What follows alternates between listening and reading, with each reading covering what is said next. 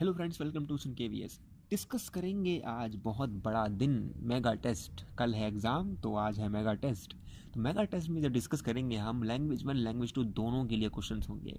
हालांकि देर हो गई थोड़ी, पर दुर्घटना से देर भली, या कहें जब जागो तब सवेरा। तो कोई नहीं, मेगा टेस्ट है। और ऐसा मेगा टेस्ट है कि आपका लैंग्वेज 1 लैंग्वेज 2 दोनों ही इसी टेस्ट में ही क्लियर हो जाएगा। पूरा सिलेबस क्लियर हो जाएगा, कोई भी इशू नहीं होगा आपको। और अव्वल दर्जे के क्वेश्चन आपको देखने को मिलेंगे। क्यों? क्योंकि इस तरीके से क्वेश्चन डिज़ाइन किए गए हैं ताकि आपके एक क्वेश्चन से टारगेट आपको बहुत कॉन्सेप्ट कर देगा ये। ठीक है, बात करेंगे लैंग्वेज 1 लैंग्वेज 2 दोनों के लिए। इसमें लेवल 1 लेवल 2 दोनों की बात होगी इसमें, क्योंकि लेवल 2 वाले भी इसको देख सकते हैं क्योंकि कॉमन हमारा सिलेबस देखने को मिलता है। बात करेंगे इसमें कुछ क्वेश्चन की जो दोनों में कॉमन होंगे, लैंग्वेज 1 लैंग्वेज 2। उसके लिए एक अलग से ही आपको देखने को मिलेगा ऑरेंज कलर का बॉर्डर।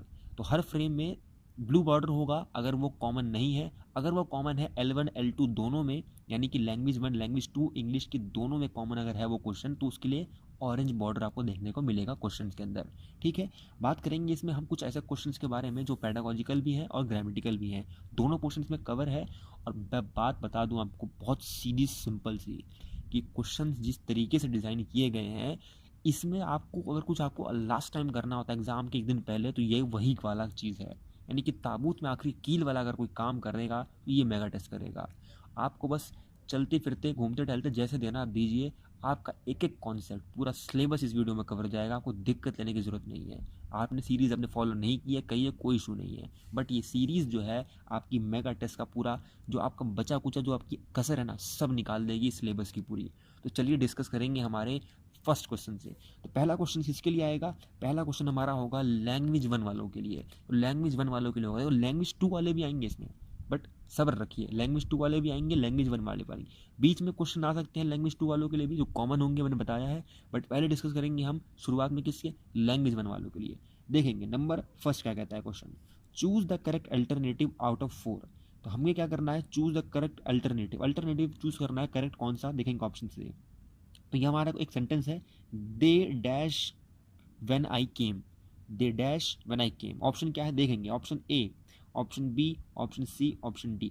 देखिए कोशिश में होगी कि फटाफट चलेंगे, क्योंकि बहुत लंबी सीरीज हो जाएगी तो आपको बहुत ज़्यादा टाइम ना देना पड़े, इसलिए फटाफट डिस्कस करेंगे और फटाफट एक्सप्लेन करते हुए चलेंगे आगे। ठीक है, तो देखेंगे ए बी सी डी कौन सा है। वीडियो पॉज कीजिए, सोचिए और बताइए कौन सा होगा। बिल्कुल बिल्कुल सही जवाब। क्या होगा आपका? बिल्कुल सही जवाब। अगर आपने सोच लिया है, आपको मिल गया है, तो आपका सही जवाब होना चाहिए। क्यों होना चाहिए? क्योंकि बहुत अच्छे से समझा है टॉपिक को, करवाया है। ऑप्शन क्या है? C. Option C is the right answer. क्यों है? दे हैड फिनिश्ड, क्योंकि यहाँ पर बात हो रही है when I came.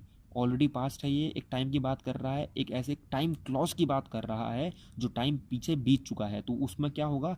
Had finished, यानी कि कौन सा है? Past perfect. Option C is the right answer. बढ़ेंगे आगे, चलिए अगला। Fill up the appropriate conjunction in the blank. तो इसमें ब्लैंक में आपको करना है अप्रोप्रिएट कंजंक्शन को फिल। ठीक, I was not either working, I was not either working dash studying. देखेंगे I was not either working dash studying. Option A nor, option B or, option C and option D no conjunction. यानी कि इसमें क्या होगा? A B C D, और nor and or, या फिर no conjunction. जल्दी बताएंगे। वीडियो पॉज कीजिए, आपको पॉज करके आराम से इसको आप सोच सकते हैं, क्योंकि वीडियो जो है रिकॉर्डेड होगी, लाइव तो चल नहीं रही है। वरना आप लोगों को कमेंट में अपना लाइव जो है आंसर देने को आपको मौका मिलता। अगली बार से रखेंगे, कोई इशू नहीं। बट अभी बताइए फटाफट अभी के लिए। बिल्कुल, आपका आंसर क्या होगा देख लेंगे। आंसर है ऑप्शन ए। और क्यों होगा आप देखेंगे, बहुत से लोग इसमें नॉर्मल जा रहे होंगे। हमेशा ध्यान रखिए, अगर नेगेटिव शुरुआत में लग गया, ये नॉट जो लगा है शुरुआत में ऑलरेडी नेगेटिव को ही प्रेजेंट करता है। तो ऑलरेडी अगर नेगेटिव आ गया नॉट, तो इसके बाद जो लगेगा साथ में अगर ईदर के साथ, तो वो और ही लग सकता है। नॉर ऑलरेडी नेगेटिव होता है, तो नेगेटिव नेगेटिव नहीं चलता एक साथ, हमेशा ध्यान रखेंगे इस चीज़ को। बढ़ेंगे आगे, चलें। Choose the correct alternative out of 4। तो इसमें से कौन सा जो है अल्टरनेटिव है आउट ऑफ 4 में से आपको करेक्ट अप्रोप्रिएट चूज करना है। तो देख लेंगे पहले क्वेश्चन क्या बोलता है। She is the dash girl, she is the dash girl. Option देख लेंगे, टॉल, टॉलेस्ट, टॉलर, या option D most tallest. A B C D कौन सा है? फटाफट लगाइए, फटाफट बताइए। ए बी सी डी कौन सा, जल्दी बताइए। बिल्कुल आंसर है आपका ऑप्शन बी, टॉलेस्ट। तो शी इज द टॉलेस्ट। यहाँ पर सुपरलेटिव डिग्री यूज की गई है। कौन सी? Superlative degree. पहली कौन सी हमारी? पॉजिटिव, दूसरी कंपेरेटिव और तीसरी सुपरलेटिव। तो टॉलेस्ट क्या है? आपका सुपरलेटिव डिग्री। तो she is the tallest girl, ठीक है, तो पूरी टॉलेस्ट गर्ल है, यानी पूरी क्लासरूम में, स्कूल में, जहाँ भी वो सबसे लंबी है लड़की। ठीक, अगला question, choose the word that means the same as the given word. तो इसमें जो है आपको एक क्या दिया गया है, सिनोनियम दिया गया है। सिनोनियम दिया गया है इम्पार्शल। इम्पार्शल सिनोनियम जो है यहाँ पर कि ऐसा सेम मीनिंग जो प्रेजेंट करता हो out of the giving option कौन सा होगा। Option A prejudice, option B unbiased, option C based और ऑप्शन डी सेंश्योर। बताएंगे ए बी सी डी कौन सा होगा, जल्दी बताइए, बहुत सिंपल है ये। ठीक है, जिनको मिल गया होगा, जिनको नहीं मिला होगा, आंसर क्या है, बिल्कुल सिंपल, ऑप्शन बी अनबायस्ड। यहाँ पर देखेंगे चूज द वर्ड, इसमें मतलब करना क्या था, हमें सेम मीनिंग वाला बताना था। इम्पार्शल का सेम मीनिंग होता है अनबायस्ड, इम्पार्शल का सेम मीनिंग होता है अनबायस्ड। ठीक है, आगे बढ़ेंगे। अगला क्वेश्चन क्या है कि choose the correct indirect speech of given direct speech. तो आपको क्या करना है, इस डायरेक्ट स्पीच का आपको बनाना है या चूज करना है ऑप्शन में से करेक्ट डायरेक्ट स्पीच में से कौन सा होगा इनडायरेक्ट स्पीच। ठीक है, तो ऑप्शन देख लेंगे ए बी सी डी, इनमें से कौन सा जो है इनडायरेक्ट स्पीच मैच करता है इसके लिए। तो इसके लिए कौन सा, अगर हम चेंज करेंगे, इस डायरेक्ट स्पीच को चेंज करना चाहें तो कौन सा इसमें से फॉर्म होगा इनडायरेक्ट स्पीच का। ठीक है, देखेंगे तो she asked me if have I finished my work, option A. Option B क्या कहता है, she asked me as had I finished my work, या फिर option C she asked me had I finished my work, या option D she asked me if I had finished my work. तो इसमें से option A B C D कौन सा जिसमें से राइट होगा इस डायरेक्ट स्पीच का अगर कन्वर्ट करें हम इनडायरेक्ट स्पीच के अंदर। Option A B C D कौन सा, बहुत सिंपल है। इसमें क्या होगा देखेंगे, इसमें शी सैड टू मी, यहाँ पर देखेंगे शी सैड टू मी जो है, यहाँ पर सैड चेंज होगा आस्क्ड में। क्यों चेंज होगा, क्योंकि यहाँ पर जो है क्वेश्चन फॉर्म की बात हो रही है, रिपोर्टेड स्पीच में क्वेश्चन का सेंस आ रहा है, तो ये सीधा सीधा जो सैड है आस्क बन जाएगा। इस चारों में मिल रहा है तो ठीक है, मी भी चारों में है, तो यहाँ पर सारा खेल किसका है, रिपोर्टेड स्पीच का खेल है यहाँ पर। तो देखेंगे मैंने समझाया था कि आपको जब भी आपका क्लोज एंडेड क्वेश्चन होना चाहिए, अगर आपका क्लोज एंडेड क्वेश्चन होगा तो आपको जस्ट वर्ब के पहले चेंज करते वक्त वर्ब के पहले इफ़ या वेदर लगा देना है, और जो आपका वर्ब है वो उठ के चला जाएगा इधर, और यही जो आपका सब्जेक्ट है चलाएगा इधर। तो देखेंगे कहाँ पर ऐसा हुआ है, देखेंगे इफ़ तो लगा है यहाँ पर भी, यहाँ पर भी, तो ऑप्शन ए या डी हो सकता है करेक्ट। उसके बाद आई और हैव, तो यहाँ पर आई जो है, क्योंकि ये जो यू है ये आई बन जाएगा जब चेंज करेंगे डायरेक्ट में से इनडायरेक्ट में। ठीक है, तो ये यू बन जाएगा आई और हैव चला जाएगा इधर, और टेंस चेंज होगी तो यू का जो है बन जाएगा आई और हैव का बन जाएगा हैड। तो option D is the right answer. ठीक है, तो she asked me if I had finished my work, option D is the right answer. बढ़ेंगे आगे। एक एक रूल समझाए थे मैंने वीडियो में, एक एक रूल बारीकी से, नहीं देखा है तो कोई बात नहीं, टाइम मिले तो देख लेना, नहीं मिले तो कोई नहीं, जय माता दी। आगे चलते हैं। ठीक है, make a question from of given statement. देखो रूल आप याद नहीं कर सकते, रूल आप रट नहीं सकते, रूल को आपको समझना पड़ता है, और कहीं ना कहीं अगर आप, बहुत से लोग रटने कोशिश करते हैं, रट सकते हैं, कोई इशू नहीं है, बट आपको जो पैडागॉजिकल सेक्शन में उसमें सबसे बड़ी आपको जो जीत मिलेगी आज की वीडियो में मिलेगी। ग्रामेटिकल पोर्शन में तो आपको मैंने करवाया था जितनी प्रैक्टिस थी, क्योंकि रूल का सारा खेल होता है वहाँ पर, तो ग्रामेटिकल पोर्शन आपने अगर कवर कर लिया तो ठीक है, नहीं है सारा खेल आज करेंगे पैडागॉजी का, और ग्रामेटिकल का तो कर ही रहे हैं। ठीक है, अगला क्वेश्चन क्या है, अगला क्वेश्चन कहता है कि make a question from form of a given statement. तो एक गिवन स्टेटमेंट है, इसका क्वेश्चन फॉर्म बनाना है आपका। देखेंगे I went home by car, I went home by car, अब इस स्टेटमेंट का आपको बनाना है क्वेश्चन फॉर्म। क्या बनेगा, देखेंगे option A B C D, इसमें से कौन सा होगा कि how did I gone home, या फिर how didn't you go to home, how did you go to home, या फिर how did you go to home. A B C D, बहुत सिंपल है, ऑप्शन क्या होगा, इसका आंसर डी होगा। क्यों होगा, क्योंकि यहाँ पर जो है क्वेश्चन मार्क लगा हुआ है बराबरी से एकदम, पंक्चुएशन अच्छी है ना, इसीलिए यहाँ पर option D is the right answer. Otherwise option C भी राइट है, बट यहाँ पर क्वेश्चन मार्क नहीं है। अगला चलेंगे, विच of the following option does not have determiner. तो कौन से ऑप्शन में डिटरमिनर नहीं है बताना है आपको। Option A I have a car, option B go and catch him, option C this is my style, option D our dog is smart. तो option A B C D कौन से में डिटरमिनर नहीं है। वीडियो पॉज करके आप सोच सकते हैं, विचार कर सकते हैं, जितना टाइम आपको चाहिए लीजिए। बट बात करेंगे अगर इसका आंसर की, तो आंसर का क्या होगा, ऑप्शन बी। क्यों, क्योंकि इसमें डिटरमिनर नहीं है। देखेंगे आई हैव अ कार, ये जो ए है यहाँ पर जो है डिटरमिनर है, दिस यहाँ पर है ये भी डिटरमिनर है, आर जो है ये भी एक डिटरमिनर है, तो तीनों में डिटरमिनर है, बट बी में नहीं है, गो एंड कैच हिम में नहीं है। आगे बढ़ेंगे, देख लीजिए, find out different and sound in given options.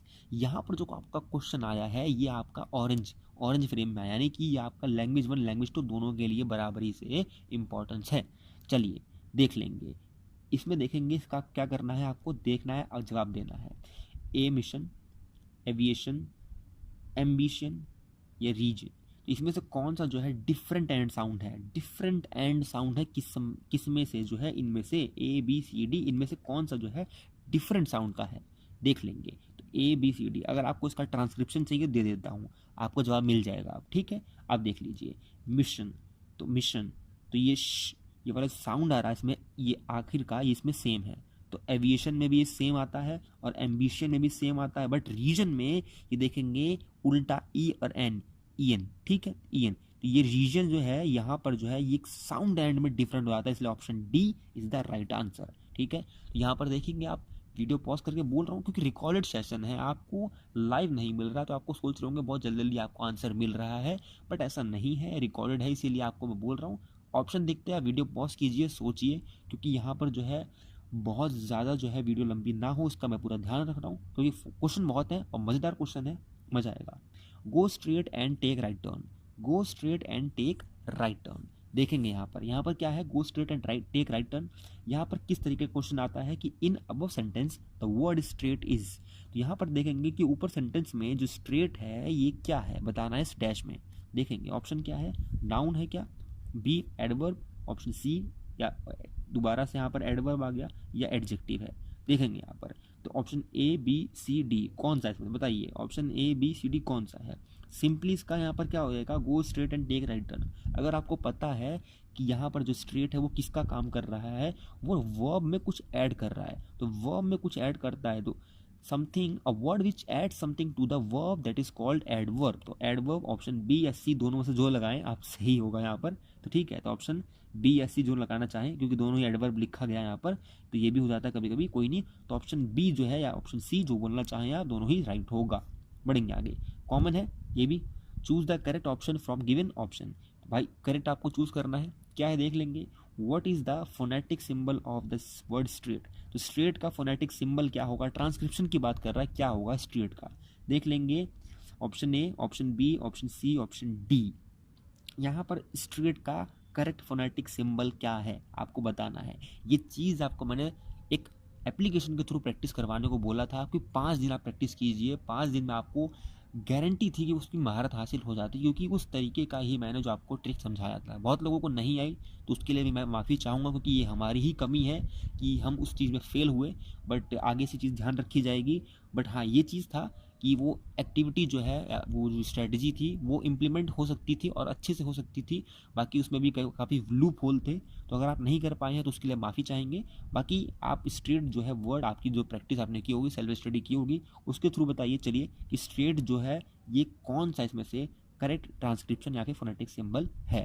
तो देखेंगे यहाँ पर स्ट्रेट, तो यहाँ पर देखेंगे स्ट्रेट ई एट, तो यहाँ पर देखेंगे ई एट, यहाँ पर आई और यहाँ पर ए, यहाँ पर देखेंगे, यहाँ पर कुछ चीज़ें आपको कॉमन देखने को मिलेगी, बट एक वर्ड यहाँ पर स्ट्रेट का कॉमन मैच कर रहा है, वो कौन सा है, option A, option A straight, straight E E. तो यहाँ पर जो ई और ये जो आई छोटा सा दिख रहा है ना, ये ई का साउंड जो प्रोड्यूस कर रहा है, ये option A is the right answer. Straight का करेक्ट ट्रांसक्रिप्शन क्या है, ये वाला है, ठीक है, तो आप कंफ्यूज मत होइएगा, यही है ई एट।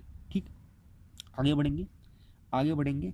द करेक्ट स्पेलिंग आपको फाउंड करनी है, किसकी है, एकोमोडेट की है। करेक्ट स्पेलिंग कौन सी होनी चाहिए आपको बताना है, A B C D. Video pause कीजिए, गूगल से खोजना है खोज सकते हैं, कोई दिक्कत नहीं है, जाके देख सकते हैं क्या होगा, बताएंगे।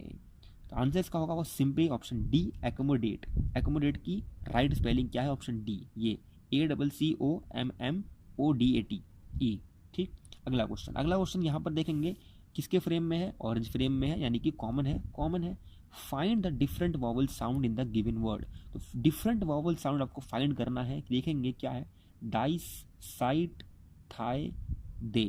तो इसमें से ए बी सी डी में से कौन सा डिफरेंट वॉवल जो है प्रोड्यूस कर रहा है, डिफरेंट वॉवल है इस दिए गए साउंड में से। तो ये दोनों के लिए कॉमन है, लैंग्वेज 1 लैंग्वेज 2 दोनों के लिए सिंपल मिल गया होगा ये, तो ऑप्शन डी दे। तो यहाँ पर जो है यहाँ पर देखेंगे आई का यहाँ पर है, पर यहाँ पर ए का है, ए, ठीक है। Option D is the right answer. Different vowel है यहाँ पर।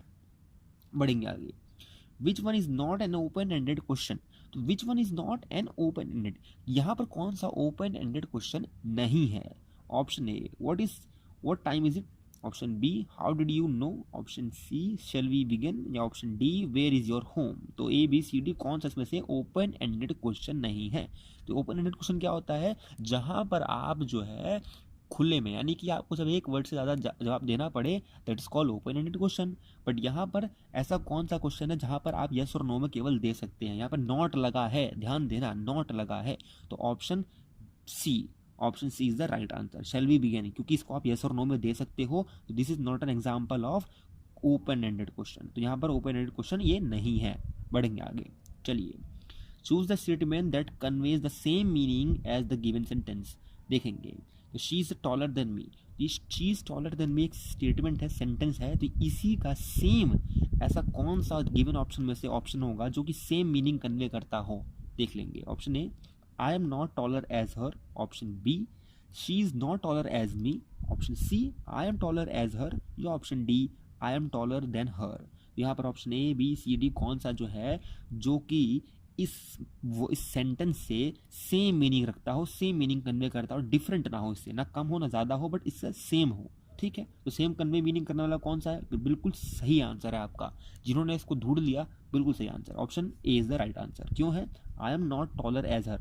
देखेंगे she is taller than me, वो मुझसे लंबी है, तो she is taller than me, तो यहाँ पर क्या होगा? शी इज टॉलर, वो मुझसे लंबी है, इसका मतलब क्या है कि I am not taller than as her, तो मैं उससे लंबा नहीं हूँ। तो यहाँ पर जो ये ऑप्शन ए है, यही जो है करेक्ट जो है, यहाँ पर सेंस कन्वे कर रहा है, मीनिंग कन्वे कर रहा है, ठीक है। She is not taller than, देखो she is not taller as me, क्योंकि वो मुझसे लंबी है, तो यहाँ पर ये गलत हो जाएगा। आई एम टॉलर एज हर, बिल्कुल नहीं, मैं उससे छोटा ही हूँ लंबाई में। आई एम टॉलर देन हर, बिल्कुल नहीं, मैं उससे छोटा हूँ। तो यहाँ पर जो ऑप्शन ए है, यही जगह कन्वे कर रहा है same meaning as the given sentence. बढ़ेंगे आगे। Fill in the blanks with correct option. देखेंगे क्या है? Either he is intelligent dash he pretends, तो यहाँ पर डैश में क्या है देखेंगे, समझेंगे। Option A nor, option B or, option C thus, option D and. तो either he is intelligent dash he pretends, यहाँ पर क्या आएगा? करेक्ट कंजंक्शन कह सकते हैं यहाँ पर, ठीक है, या फिर कह सकते हैं कनेक्टिव है, जो भी है। क्या है यहाँ पर करेक्ट आपका? देखेंगे इसका ऑप्शन होगा ऑप्शन बी और। बहुत सिंपल था ये, है ना। ईदर ही इज इंटेलिजेंट और ही प्रिटेंड्स। बढ़ेंगे आगे। Few children have doubt in thought. देखो अब यहाँ से चालू हो जाता है आपका क्या, ग्रामेटिकल से आपका चालू हो गया पेडागोजिकल। अब ये पेडागोजिकल जो है फ्रेम किस में है? ऑरेंज में है। तो ये ऑरेंज वाले जो है भैया देख लो, लैंग्वेज 1 लैंग्वेज 2 दोनों के लिए है। तो ध्यान देना, पेडागोजी क्योंकि मैंने अब तक नहीं करवाए थे क्वेश्चन एक भी, बट जो यहाँ पर क्वेश्चन करवाए हैं ना, एक एक चुन चुन के एकदम बारीकी से छाने गए हैं, ऐसे छाने गए हैं कि पूरी पेडागोजिकल आपका जो सेक्शन है ना, यही पूरा कवर हो जाएगा आपका। देखेंगे समझेंगे। और दोनों के लिए है, लैंग्वेज 1 लैंग्वेज 2 दोनों के लिए, क्योंकि फ्रेम इसका क्या है? ऑरेंज में है, ठीक है। Few children have doubt in thought topic and teacher is only trying to carry out doubts. समझ लेंगे। Few children have doubt in thought topic and teacher is only trying to carry out doubts. समझ लेंगे। देखेंगे option क्या बोलना चाहता है कि which principle has not followed properly. तो यहाँ पर कौन सा प्रिंसिपल जो है प्रॉपरली जो है फॉलो नहीं किया गया है बाय द टीचर? देख लेंगे। Option A principle of motivation and interest, principle of planning, principle of habit formation, या फिर option D principle of rest and creation या रिक्रिएशन, ठीक। तो option A B C D कौन सा प्रिंसिपल यहाँ पर जो है फॉलो प्रॉपरली नहीं किया गया, यानी कि कोशिश थी टीचर से बट फॉलो नहीं कर पाया है। तो कौन सा प्रिंसिपल है यहाँ पर? Option A B C D. बहुत सिंपल है, इजी है। मिल गया? नहीं मिला? देख लेंगे आंसर क्या है। देखो सिंपल आंसर पर नहीं जाएंगे, पहले समझ लेते हैं इसको। समझ लो, कुछ बच्चे जो है यहाँ पर डाउट जो है उनका अभी भी है, ठीक है। कुछ डाउट है बच्चों का यहाँ पर अभी भी लेफ्ट हो गया है, बच गया है, और टीचर जो है वो ट्राइंग कर रहा है, कोशिश कर रहा है, मतलब कोशिश में लगा हुआ है कि कैसे कैसे डाउट में निकलवा लूँ। तो यहाँ पर जो है टीचर की कोशिश चल रही है, यानी कि टीचर की कोशिश चल रही है। तो टीचर की कोशिश से कुछ निकल के आ रहा है, सेंस निकल के आ रहा है क्या?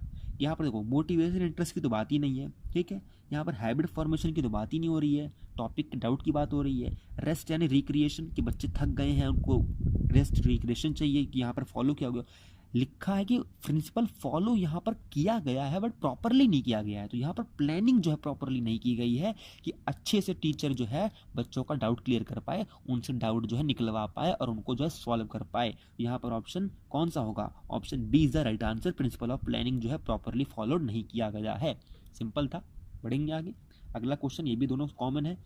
Teacher should always be updated and well groomed because the rope of children's development in his or her hands.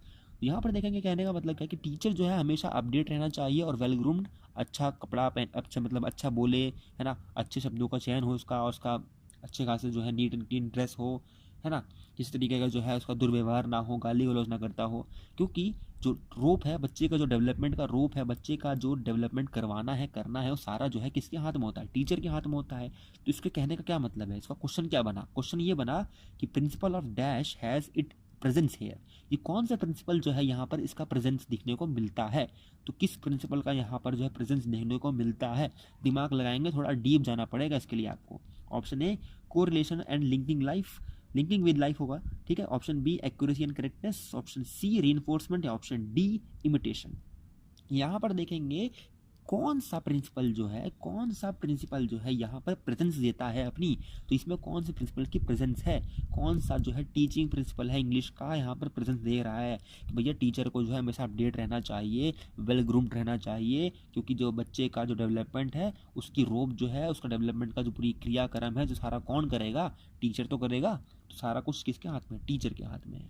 इसीलिए टीचर को क्या होना चाहिए? अपडेटेड रहना चाहिए और हमेशा अच्छे से रहना चाहिए, अच्छे से बोलना चाहिए। क्यों? क्योंकि यहाँ पर किसका प्रिंसिपल है? यहाँ पर बिल्कुल ईजी है, अगर आपने पकड़ लिया तो। प्रिंसिपल ऑफ कौन है? प्रिंसिपल ऑफ इमिटेशन है यहाँ पर। क्यों है? यहाँ पर देख लेंगे। ऑप्शन देखो, यहाँ पर ऑप्शन ये बी गलत है, एक्यूरेसी एंड करेक्टनेस गलत है यहाँ पर। ऑप्शन डी है यहाँ पर। क्यों है ऑप्शन डी? क्योंकि देखो टीचर हमेशा अपडेट रहेगा, टीचर हमेशा वेल ग्रूम्ड रहेगा, तो यहाँ पर जो है बच्चे उसी को ही इमिटेट करने वाले हैं। बच्चे किसको? देखो बच्चे आइडल किसको मानते हैं? मोस्टली प्राइमरी क्लास के बच्चे टीचर को आइडल मानते हैं, और टीचर को अगर आइडल मानते हैं बच्चे तो उसी को ही जो फॉलो करेंगे। वेल ग्रूम्ड रहेगा अगर टीचर, अपडेट रहेगा हमेशा, उसकी अपडेटेड नॉलेज और उसका वेल ग्रूम्ड रहना, दोनों ही जो बच्चे को इमिटेशन के थ्रू काम आएगा। तो इमिटेशन जो है यहाँ पर, इमिटेशन का प्रिंसिपल जो है यहाँ पर फॉलो किया जा रहा है, प्रेजेंस में देखने को मिल रहा है। एक्यूरेसी करेक्टनेस की कोई बात ही नहीं है यहाँ पर। क्यों? क्योंकि यहाँ पर एक्यूरेट रहेगा या पहले ग्रूम रहना या फिर अपडेट रहना, एक्यूरेसी और करेक्टनेस से कोई मतलब रखने वाला नहीं है। यहाँ पे पढ़ाई लिखाई की बात नहीं, यहाँ इमिटेशन की बात है, इमिटेशन का प्रिंसिपल लगा हुआ है। तो option D is the right answer. बढ़ेंगे आगे। Which method is best for development of productive skill? कि यहाँ पर कौन सा मेथड है जो प्रोडक्टिव स्किल को बेस्ट है, सूट करता हो डेवलपमेंट के लिए? देखेंगे। Option A direct method, option B grammar translation method, option C audio lingual method, या फिर ऑप्शन डी कौन सा बाइलिंगुअल मेथड। ठीक है, तो option A B C D कौन सा इसमें से जो है बेस्ट है प्रोडक्टिव लैंग्वेज के डेवलपमेंट के लिए? अब कौन सी हमारी प्रोडक्टिव लैंग्वेज? हमारी कौन सी है? राइटिंग और स्पीकिंग ही तो है ना। तो राइटिंग और स्पीकिंग के लिए, डेवलपमेंट के लिए बेस्ट कौन सा है इनमें से, इन चारों में से? अगर आपको मालूम है तो आप देख लेंगे, समझ लेंगे। डायरेक्ट स्पीच का करता है, स्पीकिंग पे फोकस करता है, पूरा स्पीकिंग पे फोकस करता है, कम्युनिकेशन पे फोकस करता है, सिचुएशनल लर्निंग की बात करता है, जीटीएम बात करता है लिखने की, लिखो, ग्रामर को रटो, आप उसके बाद ट्रांसलेट करो, ठीक है, जीटीएम्स की बात करता है। ऑडियो लिंगुअल क्या कहता है? बस सुनो बोलो मेमोराइज करो, रटो, ठीक है, तो ये कहता है ऑडियो लिंगुअल। बट बाइलिंगुअल क्या कहता है कि मिड है, डायरेक्ट और जीटीएम का मिड कौन है? Mid way of bilingual. तो option D is the right answer. क्यों? कि मिड वे ऑफ क्या है? Mid way of direct and grammar translation method. तो देखो इसमें जो है बाइलिंगुअल में हमारा स्पीच का भी बराबर हो जाता है और राइटिंग का भी बराबर काम हो जाता है। क्यों? क्योंकि जीटीएम और जो हमारा डायरेक्ट मेथड है, दोनों को देखते हुए, दोनों के लूप होल को देखते हुए हमारा जो डेवलपमेंट किया गया था जिस मेथड का, दैट वाज बाइलिंगुअल मेथड। बढ़ेंगे आगे बढ़ेंगे। Dash method develops proficiency in receiving thoughts from text. Dash method कौन सा मेथड जो है वो डेवलप करता है proficiency in receiving thoughts from text? कि यानी कि कौन सा मेथड है जो डेवलप करता है प्रोफिशिएंसी, कि बच्चा पारंगत हो जाता है, दक्ष हो जाता है रिसीव करने में थॉट्स को, किससे? टेक्स्ट के थ्रू, यानी कि टेक्स्ट के थ्रू, यानी जो लिखा होता है उससे जो बच्चा रिसीव करने लग जाए जब थॉट्स को, उसकी प्रोफिशिएंसी डेवलप होने लग जाए, वो किस मेथड से होगी और किस मेथड से होनी चाहिए? Option A silent way, option B substitutional, option C syllabic method, option D doctor west method. Option A B C D कौन सा है? पढ़ा है, समझा है, बताया है मैंने। बिल्कुल राइट आंसर का क्या होगा? Option D, doctor west method, जिसको हम टेक्स्ट बुक मेथड के नाम से भी जानते हैं। इसमें जो है पूरा पूरा ध्यान देते हैं रीडिंग के ऊपर। कौन सी रीडिंग? Silent reading. और साइलेंट रीडिंग जो है आपको पूरी तरह से रीडिंग में पारंगत कर देती है। और ये भी कहती है, ये रीडिंग की जो ये वाली अपनी डॉक्टर वेस्ट की न्यू मेथड है, ये भी कहती है ये मेथड कि भाई आपको रीडिंग ज़्यादा करनी चाहिए बजाय आपकी स्पीकिंग या राइटिंग या किसी और तरीके की स्किल के द्वारा। ठीक है, option D is the right answer. एक एक चीज़ समझाई गई है, नहीं समझी यहाँ समझ ले रहे हैं लाइन से। ठीक है, if your class students are struggling with sufficient vocabulary in target language, then which method can fulfill the learning gap? कि भाई आपकी क्लास के बच्चे जो है sufficient vocabulary नहीं है उनके पास टारगेट लैंग्वेज की, तो आप कौन सा मेथड यूज़ करेंगे उस गैप को फुलफिल करने के लिए? चलिए देख लेंगे। Option A, option B, option C, option D. देख लेंगे TPR है क्या, टेक्स्ट बुक है, लुक एंड से मेथड, या फिर GTM ग्रामर ट्रांसलेशन मेथड। तो बहुत सिंपल चीज़ है कि आपके बच्चों के पास वोकेबलरी नहीं है सफिशिएंट, क्या करेंगे आप? तो बहुत सिंपल, मैंने बताया ना, वोकेबलरी डेवलप करनी है आपको। केवल वोकेबलरी की कमी पड़ रही है आपको, मतलब नहीं है किस चीज़ और से। तो देखो GTM तो बिल्कुल नहीं होगा, ट्रांसलेशन बिल्कुल नहीं करवाएंगे आप। टेक्स्ट बुक मेथड देखो, लुक एंड से मेथड हो सकता है, लुक एंड से मेथड का नाम ही है वर्ड मेथड, तो हो सकता है बिल्कुल। टेक्स्ट बुक मेथड आपको रीड करवाना है, रीडिंग से वोकेबलरी। देखो रीडिंग से वोकेबलरी डेवलप करवाने से क्या होगा हमारा, कि रीडिंग के बच्चे की इम्प्रूव होगी। रीडिंग बच्चे की इम्प्रूव नहीं करवानी है हमें, सीधा काम करना है वोकेबलरी पे। सफिशिएंट वोकेबलरी चाहिए उसको, कुछ पैसिव वोकेबलरी उस पर नहीं है, उसको एक्टिव वोकेबलरी चाहिए, बस ये ध्यान देना हमें। तो TPR का तो मतलब ही नहीं है, TPR का तो मतलब ही नहीं है यहाँ पर जो बेस्ट मेथड काम करेगा वो लुक एंड से मेथड काम करेगा, जहाँ बच्चे को हम केवल वर्ड सिखाने के लिए यूज़ करते हैं। तो वर्ड सिखाने के लिए जो केवल मेथड यूज़ किया जाता है इसको हम लुक एंड से मेथड कहते हैं, या फिर इसको वर्ड मेथड भी कहा जाता है। बढ़ेंगे आगे, ऑप्शन बी है, देख लीजिए। और अगर बढ़ेंगे आगे, barking at text is, barking at text is किसने कहा है ये बताएंगे आप, कमेंट करके बताना भाई किसने कहा है ये बार्किंग एट टेक्स्ट इज, किसने कहा ये? देख लेंगे ऑप्शन ए, आपको खाली आंसर देना है कि बार्किंग एट टेक्स्ट का मतलब क्या है, बल्कि किसने कहा है ये कि बार्किंग एट टेक्स्ट इज, इसका जो आंसर होगा किसने कहा है आपको आप कमेंट में बताना है। अब कमेंट में बता दिया जिसने समझ ली, तो तैयारी बहुत तेज चल रही है। A reading aloud, option B silent reading, option C shout reading, या फिर option D scream reading. ABCD कौन सा है? बहुत सिंपल मैंने करवाया समझाया है कि रीडिंग अलाउड को हम क्या कहते हैं, बार्किंग एट टेक्स्ट। तो किसने कहा है आपको बताना है कमेंट में। बढ़ेंगे आगे, which skill is a high order language skill. तो हाई ऑर्डर लैंग्वेज स्किल कौन सी है? हाई ऑर्डर की जो सबसे हाई ऑर्डर में लैंग्वेज स्किल को नापा जाता है वो कौन सी है? साइलेंट रीडिंग है, स्पीकिंग है, राइटिंग है, या फिर स्कैनिंग है? तो कौन सी इसमें से लैंग्वेज स्किल है जो कि हाई ऑर्डर में नापी जाती है, फिर हाई ऑर्डर कही जाती है? तो बहुत सिंपल है, ऑप्शन सी, कौन सा? राइटिंग। क्योंकि जो हमारा तीनों स्किल है बाकी की LSR, ठीक है, LSR वो तीनों स्किल जो है वो बेस प्रोवाइड करती है राइटिंग को, और तब जाके राइटिंग का जो है कहीं ना कहीं एक तरीके का आत्मा प्रकट होती है राइटिंग की। क्यों? क्योंकि ये जो राइटिंग है ये हाई ऑर्डर कौन सी है लैंग्वेज स्किल है जो कि सबसे एंड में डेवलप होती है। बढ़ेंगे आगे, समझेंगे। According to FG French, which of the following is not the principle of structural approach? कि according to French, which of the following is not the principle of structural approach? कि structural approach की देखो FG French ने कुछ principal दिए गए हैं, तो इनमें से कौन सा ऑप्शन दिखाऊंगा मैं, इनमें से कौन सा ऑप्शन है जो कि उनके द्वारा दिया गया प्रिंसिपल नहीं है स्ट्रक्चरल अप्रोच का? तो देखेंगे importance of speech, importance of teachers planning, या फिर इंपॉर्टेंस ऑफ चाइल्ड्स एक्टिविटी, या फिर importance of formation of language habit. तो बहुत सिंपल, जिसने समझा था करवाया था, फैक्चुअल क्वेश्चन है। इन्होंने सीधा कहा है कि भाई इंपॉर्टेंस ऑफ स्पीच का मतलब है, और importance of formation of habit का ही मतलब है, और इंपॉर्टेंस ऑफ चाइल्ड्स एक्टिविटी का ही मतलब है, but importance of teachers planning का कोई मतलब नहीं है। तो ऑप्शन ACD ये तीनों के तीनों जो है इनके प्रिंसिपल में आते हैं, बट ऑप्शन बी नहीं आता है। ऑप्शन बी जो है प्रिंसिपल इनके FG फ्रेंच के जो है स्ट्रक्चरल अप्रोच में नहीं गिना जाता है। बढ़ेंगे आगे, best approach to be followed in order to develop daily life communication competency. देखेंगे कि आपको है बच्चे को डेली लाइफ यानी बच्चा जो है डेली लाइफ में अपना कम्युनिकेशन कर पाए, ऐसी दक्षता या फिर ऐसी क्षमता आपको जो है डेवलप करनी है बच्चे के अंदर। तो आप कौन सी अप्रोच जो है फॉलो करेंगे बताएं। बहुत सिंपल है, स्ट्रक्चरल अप्रोच करेंगे क्या, होल लैंग्वेज अप्रोच करेंगे, सिचुएशनल अप्रोच करेंगे, या फिर कंस्ट्रक्टिव अप्रोच करेंगे? देखेंगे यहाँ पर एम क्या है हमारा एम देख लेंगे, आपको आंसर मिल जाएगा। एम क्या है यहाँ पर, in order to develop daily life communication competency. आपको बच्चे की डेली लाइफ कम्युनिकेशन में जो यूज़ होते हैं, डेली लाइफ कम्युनिकेशन में आपका बच्चा जो है उस लायक हो, सक्षम हो, ऐसा करवाना है आपको। कौन सा अप्रोच यूज़ करेंगे, बहुत सिंपल है, सिचुएशनल करेंगे। क्यों करेंगे सिचुएशन, आप सिचुएशनल में मतलब ही क्या है, सिचुएशन ऐसी सिचुएशन के थ्रू आपको लैंग्वेज सिखाना पढ़ाना जो बच्चा डेली लाइफ में फेस करता हो, है ना। बच्चा डेली लाइफ में फेस करता हो और फेस करेगा तो वही जो सिचुएशन है बच्चा जो है अपने क्लासरूम में सीख रहा होगा, और जब बाहर जाएगा तो वही सिचुएशनल जो है उसकी, चाहे वो आर्टिफिशियल हो चाहे वो रियल हो, उसको देखेगा, समझेगा, और वहाँ पर जो है डेली लाइफ में जो उसके फ्रेज डायलॉग यूज़ होते हैं उसको सीख जाएगा और उसको यूज़ करना समझ पाएगा। तो सिचुएशनल अप्रोच होगी, स्ट्रक्चरल नहीं होगी, क्योंकि स्ट्रक्चरल जो होती है वो कहीं ना कहीं थोड़ा बहुत सिचुएशनल अप्रोच को यूज़ करती है, बट ये पूरा फोकस करती है स्ट्रक्चर पे। सिचुएशन यूज़ करती है डेली लाइफ में से निकाले गए ऐसे एस्पेक्ट से जो बच्चा डेली फेस करता है या फिर कर सकता है आने वाले टाइम में, ठीक है। तो situational approach option C is the right answer. बढ़ेंगे आगे, कॉमन है, देखो ऑरेंज आ गया ना, ऑरेंज फ्रेम कॉमन है दोनों के लिए, लैंग्वेज 2 दोनों के लिए।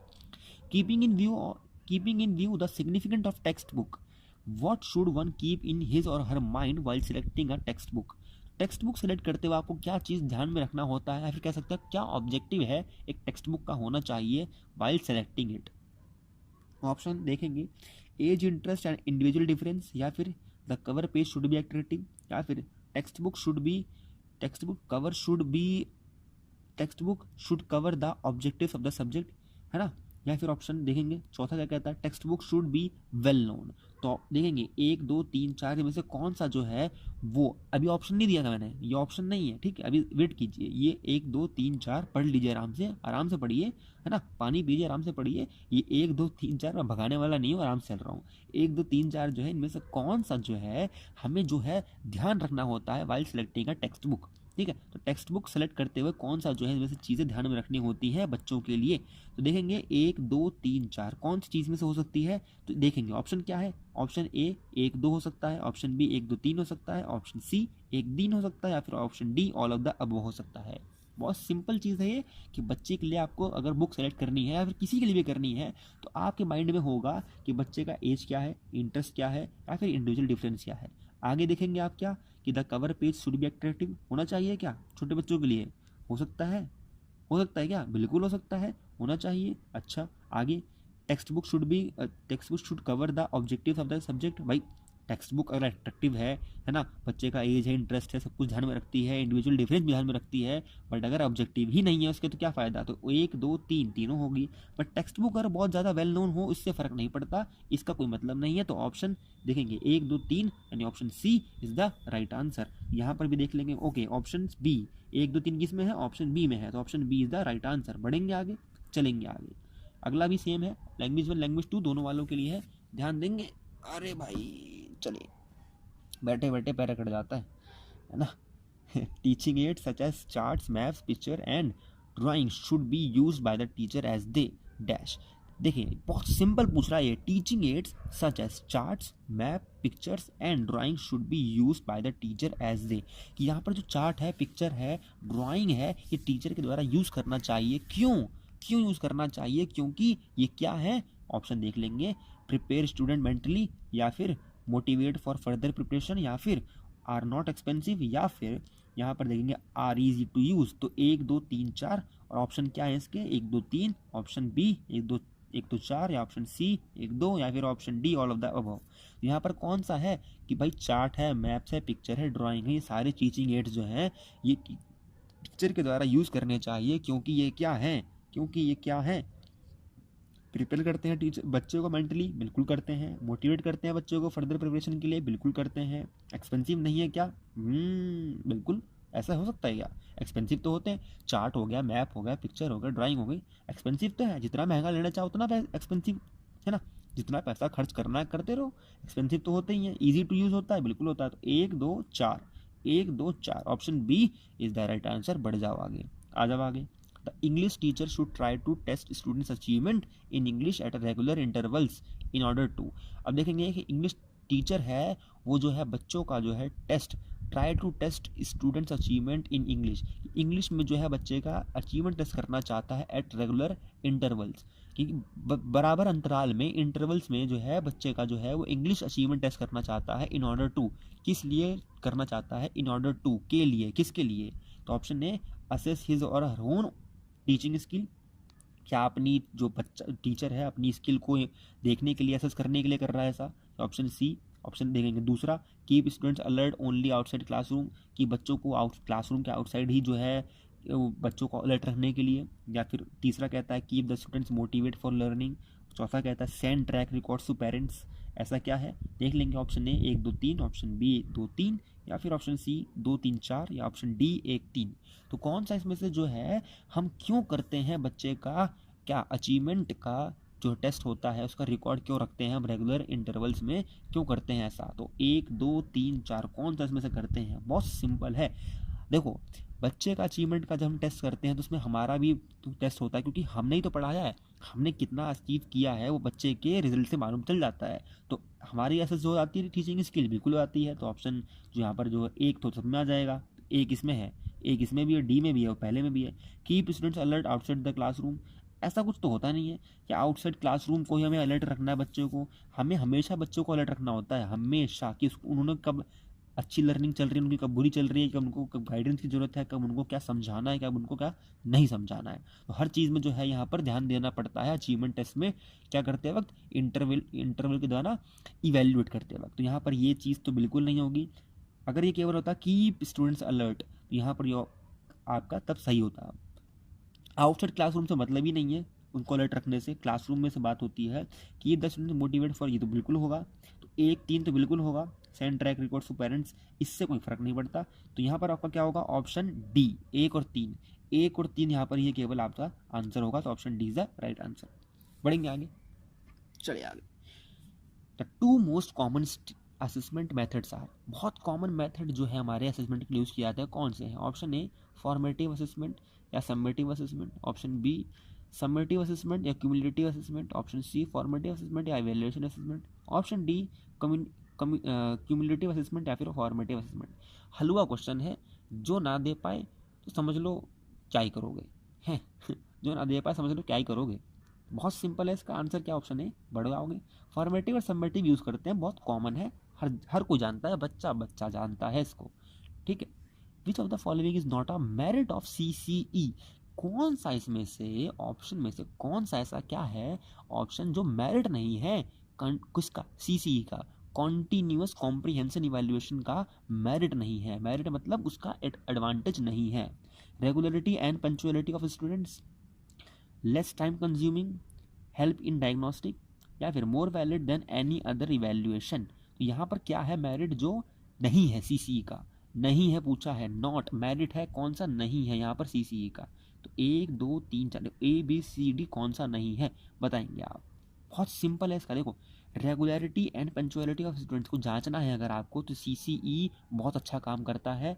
मोर valid than any other evaluation, बहुत सही बात है, क्योंकि जो CCE है वो ऑल एस्पेक्ट जो है जज करता है, इवैल्यूएट करने का काम करता है, असेस करने का काम करता है, तो CCE तो बहुत वैलिड होता है। हेल्प्स इन डायग्नोस्टिक, बिल्कुल है, हर चीज़ डायग्नोस करने में काम आता है। लेस टाइम कंज्यूमिंग, ये तो गलत बात हो गई, ये तो मेरिट में नहीं आती, ये तो डीमेरिट में आती है CCE के, कि बहुत ज़्यादा टाइम कंज्यूमिंग होता है हमारा CCE, इसीलिए जो है इसको ना बहुत जगह इम्प्लीमेंट नहीं किया गया या फिर नहीं करते। क्यों, क्योंकि बहुत टाइम कंज्यूमिंग होता है।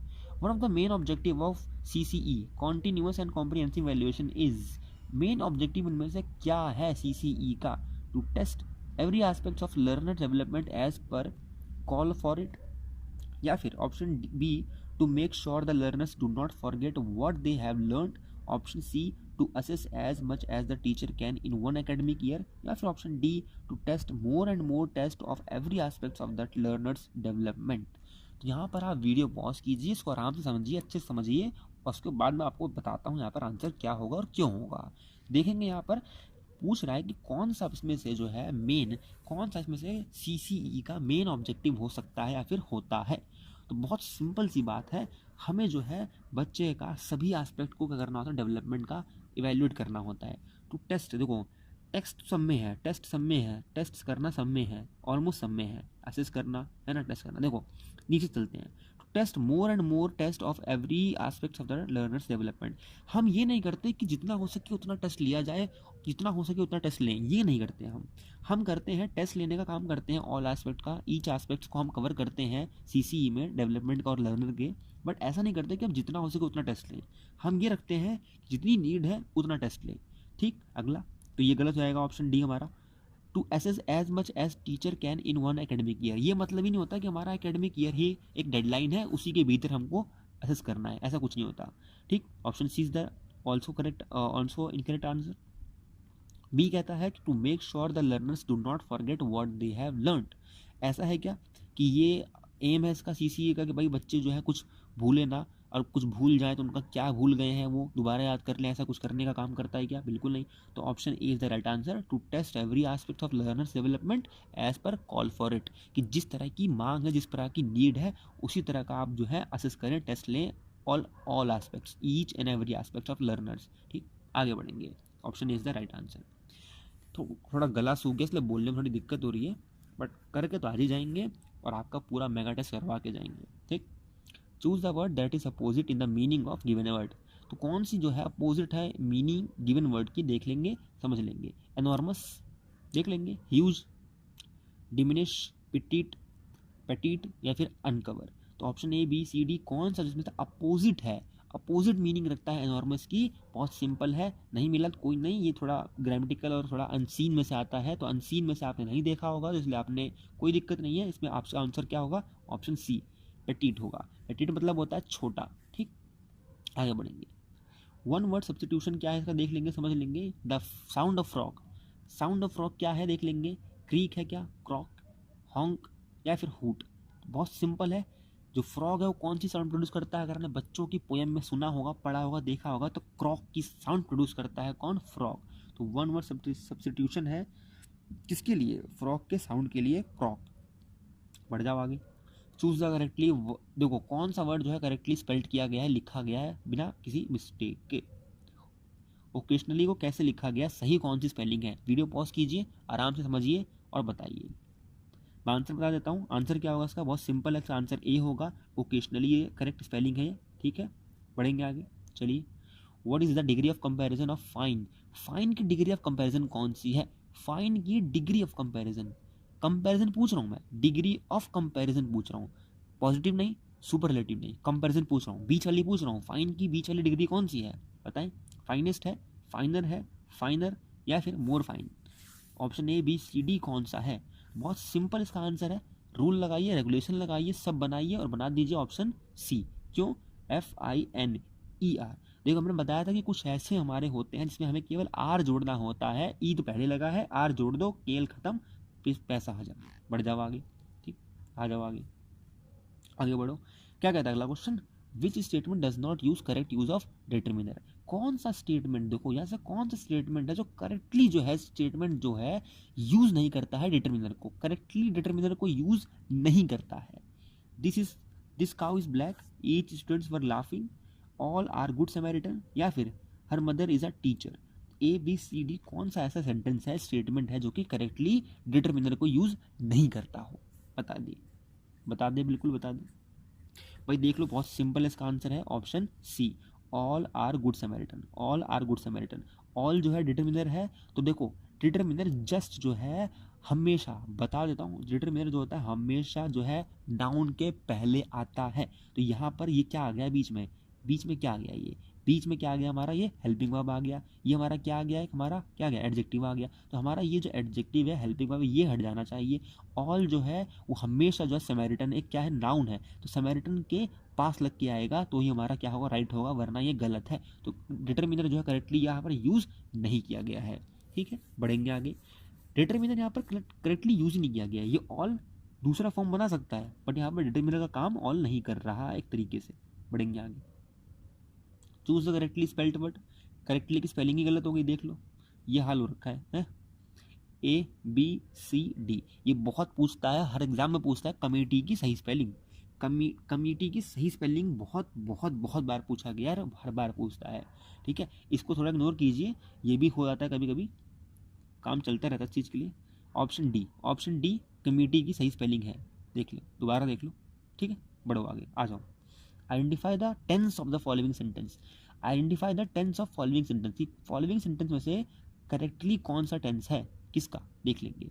She looks after her aged mother, तो ये जो है सेंटेंस है, स्टेटमेंट है, इसका कौन सा टेंस है, ये कौन से टेंस का है, बताएंगे आप। Option A present perfect continuous, option B present indefinite, option C present perfect, या फिर option D present continuous.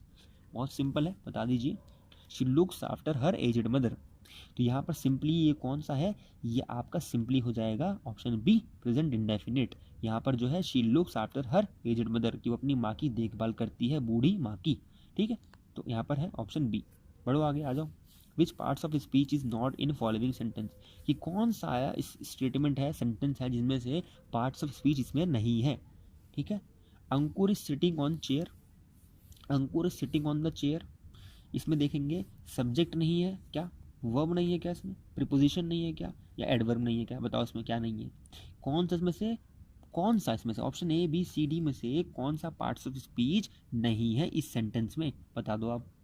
Ankur is sitting on the chair, Ankur देख लो, अंकुर क्या है, सब्जेक्ट है, बिल्कुल है ये तो।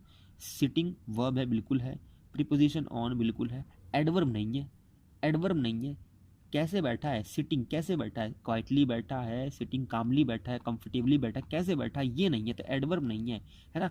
विच add something to the verb that is called adverb, and adverb is missing here, तो option D is the right answer. पढ़ जाओ आगे। Which of the following is incorrect set of degree, तो कौन सी सेट ऑफ डिग्री यहाँ पर incorrect है, देख लेंगे। Option A, option B, option C, option D, बताओ कौन सी यहाँ पर डिग्री जो लिखी गई है, वो देखो, good, better, best, less, little, least, simple, simplest, simple, simpler, simplest, या फिर बैड, वर्थ, वर्स्ट, कौन सी इसमें से जो है करेक्ट नहीं है, इनकरेक्ट सेट ऑफ डिग्री है, बता दो, बता दो यहाँ पर फटाफट। पॉजिटिव, सुपरलेटिव, कंपैरेटिव जो बनती है आपकी, इनमें से कौन सा करेक्ट नहीं है, यानी कि कौन सा करेक्ट है और कौन सा इनकरेक्ट है। देखो, गुड, बेटर, बेस्ट करेक्ट है, लेस लिटिल, लीस्ट करेक्ट है, क्योंकि देखो यहाँ पर क्या है, पॉजिटिव है, ये कंपैरेटिव, ये सुपरलेटिव, देखेंगे पॉजिटिव, कंपैरेटिव, सुपरलेटिव, ये देखो सिंपल, सिंपलर, सिंपलेस्ट, यहाँ पर देखो कि क्या है, पॉजिटिव है, कंपैरेटिव है, सुपरलेटिव है। ये देख लो, बैड बिल्कुल पॉजिटिव है, वर्थ नहीं होता, वर्स होता है, वर्स, ठीक है, WORS, वर्स होता है, वर्स। तो यहाँ पर जो है वर्थ नहीं होगा यहाँ पर, तो ये बात ही अलग होगी ना। वर्थ मतलब होता है किसी का, कोई चीज़ आपके बहुत ज़्यादा योग्य हो, वर्थ हो, है ना। और वर्स्ट तो सही है आपकी, ये कौन सी है, ये सुपरलेटिव है, बट यहाँ पर जो कंपैरेटिव है, यहाँ पर ये वर्स होती, यहाँ पर आंसर गलत है, ठीक। बढ़ जाओ आगे। Option D is the incorrect answer, इसलिए यहाँ पर जो है इनकरेक्ट सेट ऑफ डिग्री कौन सी, ऑप्शन डी। बढ़ो आगे, आ जाओ भैया, खेल शुरू करते हैं लैंग्वेज 2 वालों के लिए। अब लैंग्वेज 2 वालों का खेल शुरू कर देते हैं, नाराज मत होइए लैंग्वेज 2 वाले, चलिए आपका खेल शुरू कर देते हैं। अब आपकी बारी आती है। लैंग्वेज 2 लैंग्वेज 1 दोनों के लिए कॉमन है कुछ कुछ ऐसे क्वेश्चन, इसलिए मैंने उसको बाकायदा एकदम मैंने अच्छे से उसको कैसे बैकग्राउंड दिया है, मैंने ऑरेंज दिया है। तो आप लोग को मैं बोल रहा हूँ, एक एक क्वेश्चन आपके लिए एकदम चुन चुन के बनाया, मिस मत करिएगा, मिस मत करिएगा, बहुत इंपॉर्टेंट है, कल एग्जाम है ना, एकदम आग लगा देना बिल्कुल एकदम, ठीक है। Use the suitable linking device to complete the following sentence, कि कौन सा इसमें से लिंकिंग डिवाइस है जो फॉलोइंग सेंटेंस में से कौन सा करेक्ट है, सुटेबल है, देख लेंगे। He was not so well versed in English dash we had accepted, ठीक। तो यहाँ पर देख लेंगे, ऑप्शन देख लेंगे, option A than, option B then, option C yet, option D as, देख लो भाई, ABCD कौन सा है। यूज द सूटेबल लिंक, देखो लिंकिंग डिवाइस में से कौन सा सूटेबल है, फॉलोइंग सेंटेंस में जो है यूज हो सकता हो। He was not so well versed in English as we had accepted, expected होगा है? मैंने आपको बात बताता हूँ, देखो बहुत सिंपल चीज़ है, हर एग्ज़ाम में आती है, हर एग्ज़ाम में आती है और एग्ज़ाम में पूछी जाती है। आपको मैं ये देखो, देख लो पहले, समझ लो, ऑप्शन डी होगा, क्यों होगा पहले समझ लो। सो एज क्यों होगा, देखो यहाँ पर कुछ ऐसी हमारी क्या चलती है, लिंकिंग डिवाइस चलती है, एक पेयर में चलती है, जो हमेशा सेम फॉर्म लेकर आती है। अगर यहाँ पर सो आया है तो हमेशा ध्यान रखना एज ही आएगा, सो आया है तो एज ही लेकर आएगा। तो ये लिस्ट जो है ना, इसको रट्टा मार लो, पूरे हर एग्ज़ाम में काम आएगी, हर कॉम्पिटिटिव एग्ज़ाम में काम आएगी लिस्ट। कि यहाँ पर जो है ये जो दिख रहा है ना, अगर थ्रू आया तो येट आएगा, नो सूनर आया तो देन आएगा, हार्डली है तो वेन आएगा, एज है तो एज आएगा, सो है तो एज आएगा। तो ये चीज़ जो है रट लो इसको अच्छे से, ठीक है। अगर ये पेयर में पूछा गया लिंकिंग डिवाइस तो यही में से आएगा और कहीं में से नहीं आएगा। बढ़ो आगे आ जाओ। Fill the correct subject verb concord. Subject verb concord यानी सब्जेक्ट वर्ब अग्रीमेंट, एसवीए की बात कर रहा है। सूटेबल आपको जो है फिल करना है करेक्ट वाला। The rise and fall of the tide dash due to lunar influence. बताएंगे भाई, बता दो भाई क्या होगा इसका आंसर। आर है क्या, इज, कैन या फिर बोथ ए एंड बी। यहाँ पर जो है the rise and fall of the tide dash, तो यहाँ पर सब्जेक्ट वर्ब कॉन्कॉर्ड कौन सा लगेगा, कौन सी वर्ब लगेगी बताओ, कौन सी वर्ब लगेगी। जिन्होंने ये चीज़ समझी है, सोची है, वो बता देंगे। थोड़ा समझो, एक बार आंसर को चेक करो। अगर लॉक कर लिया तो कर लिया लॉक, चलो बताओ कौन सा है। ए है क्या, ए वाले तो गलत हो गए भाई, ए वाले गलत हो गए। आंसर होगा ऑप्शन बी। क्यों होगा, क्योंकि यहाँ पर राइज एंड फॉल, देखो जब भी दो चीज़ की बात हो एंड लगा के, जब भी दो चीज़ की बात हो एंड लगा के, बट उसका इफेक्ट प्रभाव एक ही चीज़ पे डलता हो, एक ही चीज़ पे डलता हो, एक ही पर्सन की बात हो, एक ही थिंग की बात हो, तब हमें क्या होता है, सिंगुलर इज ऐसी वर्ब को यूज़ करते हैं हम, ठीक है। यहाँ पर क्या होगा, इज आएगा। तो the rise and fall of the tide is, क्योंकि टाइड जो है यहाँ पर जो ज्वार है, टाइड जो है वो दोनों एक ही बात कर रहा है। राइज एंड फॉल देखो ऊपर नीचे होना राइज का, वो राइज के ऊपर ही प्रभाव डाल रहा है ना। तो राइज का यानी ज्वार है, ज्वार भाटा है, उसका ऊपर नीचे होना, ये दोनों ही ऊपर नीचे होना केवल ज्वार के लिए ही तो बोल रहा है, अलग तो थोड़ी है ही नहीं। तो अगर यहाँ पर एक ही चीज़ के लिए बोल रहा है, एक ही पर्सन या थिंग या कोई भी वस्तु के लिए बोल रहा है, तो यहाँ पर वह भी तो सिंगल आएगी ना, ठीक है। Option B. बढ़ो आगे आ जाओ। Find the fallacy. फेलिसी वाले तैयार हो जाओ भाई, फेलिसी आ चुकी है। चलो, he does not know English because when I asked a spelling of a word he could not spell. यहाँ पर देख लो कौन सी फेलिसी है, सोच लो अच्छे से, बता दो। अब तक मैं थोड़ा जायज़ा ले लूँ आसपास का है। चलो बताओ कि he does not know English because when I asked a spelling of a word he could not spell. भाई मैंने उससे जो है कुछ इंग्लिश पूछा स्पेलिंग का, बता ही नहीं पाया वो, इसीलिए उसको स्पेलिंग आती नहीं है। इसलिए उसको स्पेलिंग नहीं आती, इसलिए उसको इंग्लिश भी नहीं आती। ये मैंने बात बोल दी। अब बताओ मैंने कौन सी फैलेसी बना दी। Which fallacy I have made now, कौन सी फैलेसी है, ऑप्शन देख लो। Option A fallacy of hasty generalization, option B fallacy of false cause, option C fallacy of composition, option D fallacy of division. A B C D कौन सा है। जिन्होंने समझ लिए होंगे समझ लो। देखो एक छोटी सी चीज़ के, एक छोटे से इंसिडेंट से, छोटे से एक्सपीरियंस से मैंने ये बोल दिया कि भैया तेरे को तो इंग्लिश आती ही नहीं है। मैंने क्या कर दिया, जल्दबाजी का काम कर दिया, जनरलाइज कर लिया। तो option is the right answer, hasty generalization. ठीक, बढ़ जाओ आगे। Find the fallacy, again fallacy है। My uncle is a big politician. देखो बिग पॉलिटिशियन है, बहुत बड़े पॉलिटिशियन, नेता है भाई। And he is going to fight, he is going to fight, he is going to fight lead a rally. देखो he is going to fight, यहाँ पर जो है ये लीड करने जा रहे हैं, जो हमारे नेताजी हैं, मेरे जो अंकल हैं, है ना, चाचा जी हैं, वो एक रैली को जो है लीड करने जा रहे हैं अगेंस्ट द करप्शन। जो रैली जो है अगेंस्ट द करप्शन है, ठीक है। वहाँ पर जो मुद्दा है रैली का वो क्या है, अगेंस्ट द करप्शन है वो। आफ्टर लिसनिंग टू इट, मेरे जो फ्रेंड है ना वो बहुत ज़ोर से हंसने लग जाता है, लगा ठाके मारने हंसने, ये सुनते ही कि मेरे जो अंकल हैं वो लीड करने जा रहे हैं एक करप्शन की रैली को, है ना। यानी करप्टेड जो लोग होते हैं, करप्शन है उसके खिलाफ, भ्रष्टाचार के खिलाफ जो है आवाज़ उठाने, पोस्टर चार्ट को जो है दर्शित करने, एक रैली में सम्मेलन करने, यानी उसको एकदम सम्मोहन लीड करने जा रहे हैं एक तरीके से ना, उसका जो है लीड करने जा रहे हैं एक तरीके से रैली को। तो ये जो चीज़ें हैं ना, सुनते ही मेरा दोस्त ना ठाके मार कर हंसने लग गया और कहता है कि नाइस जोक। बताओ भाई, घड़ी बेइज्जती हो गई है तो, है ना। सीधा कहता है कि भाई नाइस जोक है। तो ये कौन सी फैलेसी है बताओ। जो बच्चे बिना क्वेश्चन, यानी बिना जिसका क्वेश्चन को समझे आंसर दे रहे हैं ना, वो थोड़ा थम जाओ, थोड़ा थम जाओ, समझ लो। यहाँ पर जो है समझो, अच्छे से समझो कि अंकल जो है ना वो पॉलिटिशियन है, मेरे अंकल जो है पॉलिटिशियन है, और वो जो है एक रैली को जो है लीड करने जा रहे हैं, उसमें जो है अपना जो है योगदान देने जा रहे हैं। और वो कौन सी रैली है, उसका टॉपिक क्या है, उसका टॉपिक है अगेंस्ट द करप्शन। और ये सुनते ही मेरा दोस्त ठाके मार के हंसने लग गया और कहता है नाइस जोक। अब बताओ ये कौन सा है? Option A fallacy of equivocation, option B fallacy of abusive argument, option C fallacy of false cause, option D fallacy of amphiboly. बताओ कौन सा है ये? बिल्कुल सही है, अगर आपने पकड़ लिया तो बिल्कुल सही है, ऑप्शन बी है।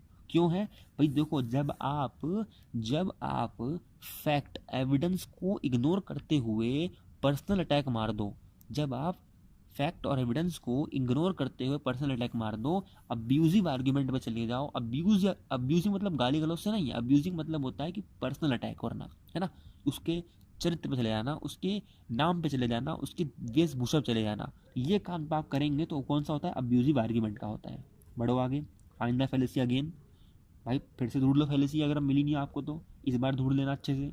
We visited Goa, there we ate new dishes and went to beach but we did not like that. बताओ कौन सा है इसमें से? बिना ऑप्शन देखे बता दो, पता कह रहा हूँ, बहुत सिंपल है ये। जिसने फेलिसी की वीडियो देखी है वो बिना ऑप्शन देखे भी गेस कर सकता है। गेस कर लो, चलो बिना ऑप्शन देखे दिखा दूँ ऑप्शन, चलो देख ही लो ऑप्शन। लो, fallacy of accident, fallacy of composition, fallacy of amphiboly, fallacy of abusive argument. बहुत सिंपल है ये, बहुत सिंपल है। We visited to Goa, there we ate, हमने अच्छी नई डिश खाई, बीच पर भी घूमने गए पर हमें पसंद नहीं आया। कौन सी फेलिसी है यहाँ पर? यहाँ पर फेलिसी, जब देखो जब भी ग्रामेटिकल एरर, यहाँ पर जब ग्रामर स्ट्रक्चर को हम ऐसा बना दें, ऐसा एकदम घुमा दें कि हम मीनिंग ना निकाल पाए, मीनिंग उसकी अप्रोप्रिएट मीनिंग ना निकाल पाए, पर्टिकुलर मीनिंग ना निकाल पाए, मीनिंग निकले तो दो मुँह वाली निकले, है ना, दो मुँह वाले सांप की तरह मीनिंग निकले यहाँ पर, तब हम बोलते हैं fallacy of amphiboly. Option C. यहाँ पर देखो, यहाँ पर हमने देखो जो डिश खाई, हमने जो है डिश नई नई नए नए पकवान खाए गोवा में जाके, है ना, बीच पर भी गए, but we did not like that, हमें वह पसंद नहीं आया। अब हमें क्या पसंद नहीं आया? हमें खाना पसंद नहीं आया कि बीच पसंद नहीं आया? तो हमें श्योर नहीं है, यहाँ पर दो दो मीनिंग निकल रही है। जब दो दो मीनिंग निकले इस तरीके से तो हमें क्या कहते हैं उसको? हम क्या कह देते हैं? Fallacy of amphiboly. बढ़ जाओ आगे, आ जाओ। What is the rhyming scheme of elegy? Elegy की राइमिंग स्कीम क्या है? आंख बंद करके बता दो, आंख बंद करके बता दो इसको फटाफट। तो ABCD कौन सी है? बिल्कुल सिंपल, बिल्कुल सिंपल, ऑप्शन बी AB आपकी राइमिंग स्कीम होती है किसकी? एलजी की। बढ़ जाओ आगे, आ जाओ। फादर ऑफ सोनेट कौन है? फादर ऑफ सोनेट कौन है? बता दो, बताओ जल्दी भाई, लैंग्वेज 2 वालों बताओ। फ्रांसिस्को पेट्रार्कन है क्या? जियोमो जियाकोमो दा लेंथनी है, या फिर थॉमस वाइट है, या फिर शेक्सपियर है? कौन से हैं इसमें बता दो। फादर ऑफ सोनेट, भाई फादर ऑफ सोनेट सबसे ऊपर नाम आ जाता है, इनको भूलो मत गलती से भी। Option B is the right answer. Giacomo da Lentini जो है फादर ऑफ सोनेट कहलाते हैं, ध्यान रखना, भूलना मत। पूरी कहानी मैंने हिस्ट्री के साथ शॉर्ट में ब्रीफ में समझाई है वीडियो में। बढ़ जाओ आगे। A crowd of people commenting together on actions is called, कि भैया क्राउड ऑफ पीपल है कमेंटिंग ऑन, देखो कमेंट कर रहा है स्टेज पे खड़े होके या फिर कहीं भी खड़े होके, एक्शंस पे कॉल्ड कर रहा है, बता रहा है, वो भी साथ में मिलके। कौन है वो? क्या कहते हैं उसको? कोरस कहते हैं क्या? ड्रामा कहते हैं? ग्रुप कहते हैं? या ड्रामेटिस्ट कहते हैं? बताओ, बहुत सिंपल है, बता दो भाई। चलो देख लेते हैं आंसर क्या है। आंसर इसका बहुत सिंपल, ऑप्शन ए होगा। क्यों होगा? देखो यहाँ लिखा ही नहीं है, इतना इतना ज़्यादा आप एकदम श्योर हो जाओ कि आपको आंसर की जरूरत भी ना पड़े। आंसर इसमें आप ए होगा। क्यों होगा? जब आप देखेंगे ग्रुप ऑफ पीपल जो है स्टेज पे खड़े होके, आप देखा नहीं हॉलीवुड मूवी में, आप बहुत मूवी देखा होगा, आप बॉलीवुड में देखा होगा कि जब स्टेज पे खड़े होकर कुछ लोग जो है पीछे से जो है डायरेक्शन देते हैं, पीछे से बताते हैं एक आवाज़ में जो गाते हैं, और बहुत ही भयानक डरावनी आवाज़ होती है ना, उसमें गाते हैं, कमेंट करते हैं एक्शन पे, स्टेज पे जो एक्शन हो रहे होते हैं उसको क्या कहते हैं? कोरस कहते हैं। उस ग्रुप को क्या कहते हैं? कोरस कहते हैं। ये कोरस वर्ड जो है, अगर आपको पता हो, द पोर्ट्रेट ऑफ लेडी वाले चैप्टर में भी कोरस वर्ड आया था। Find the figure of speech.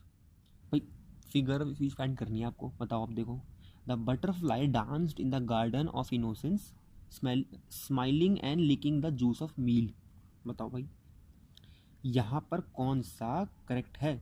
कौन सा फिगर ऑफ स्पीच यहाँ पर देखने को मिलता है? बता दो, जल्दी बताओ भाई। ऑप्शन देखना है? अच्छा ऑप्शन देखना है, चलो। एलिट्रेशन देख लो, पर्सोनिफिकेशन, राइमिंग देख लो, या राइम या मेटाफर देख लो। कौन सा यहाँ पर? बताओ, सिंपल है ना।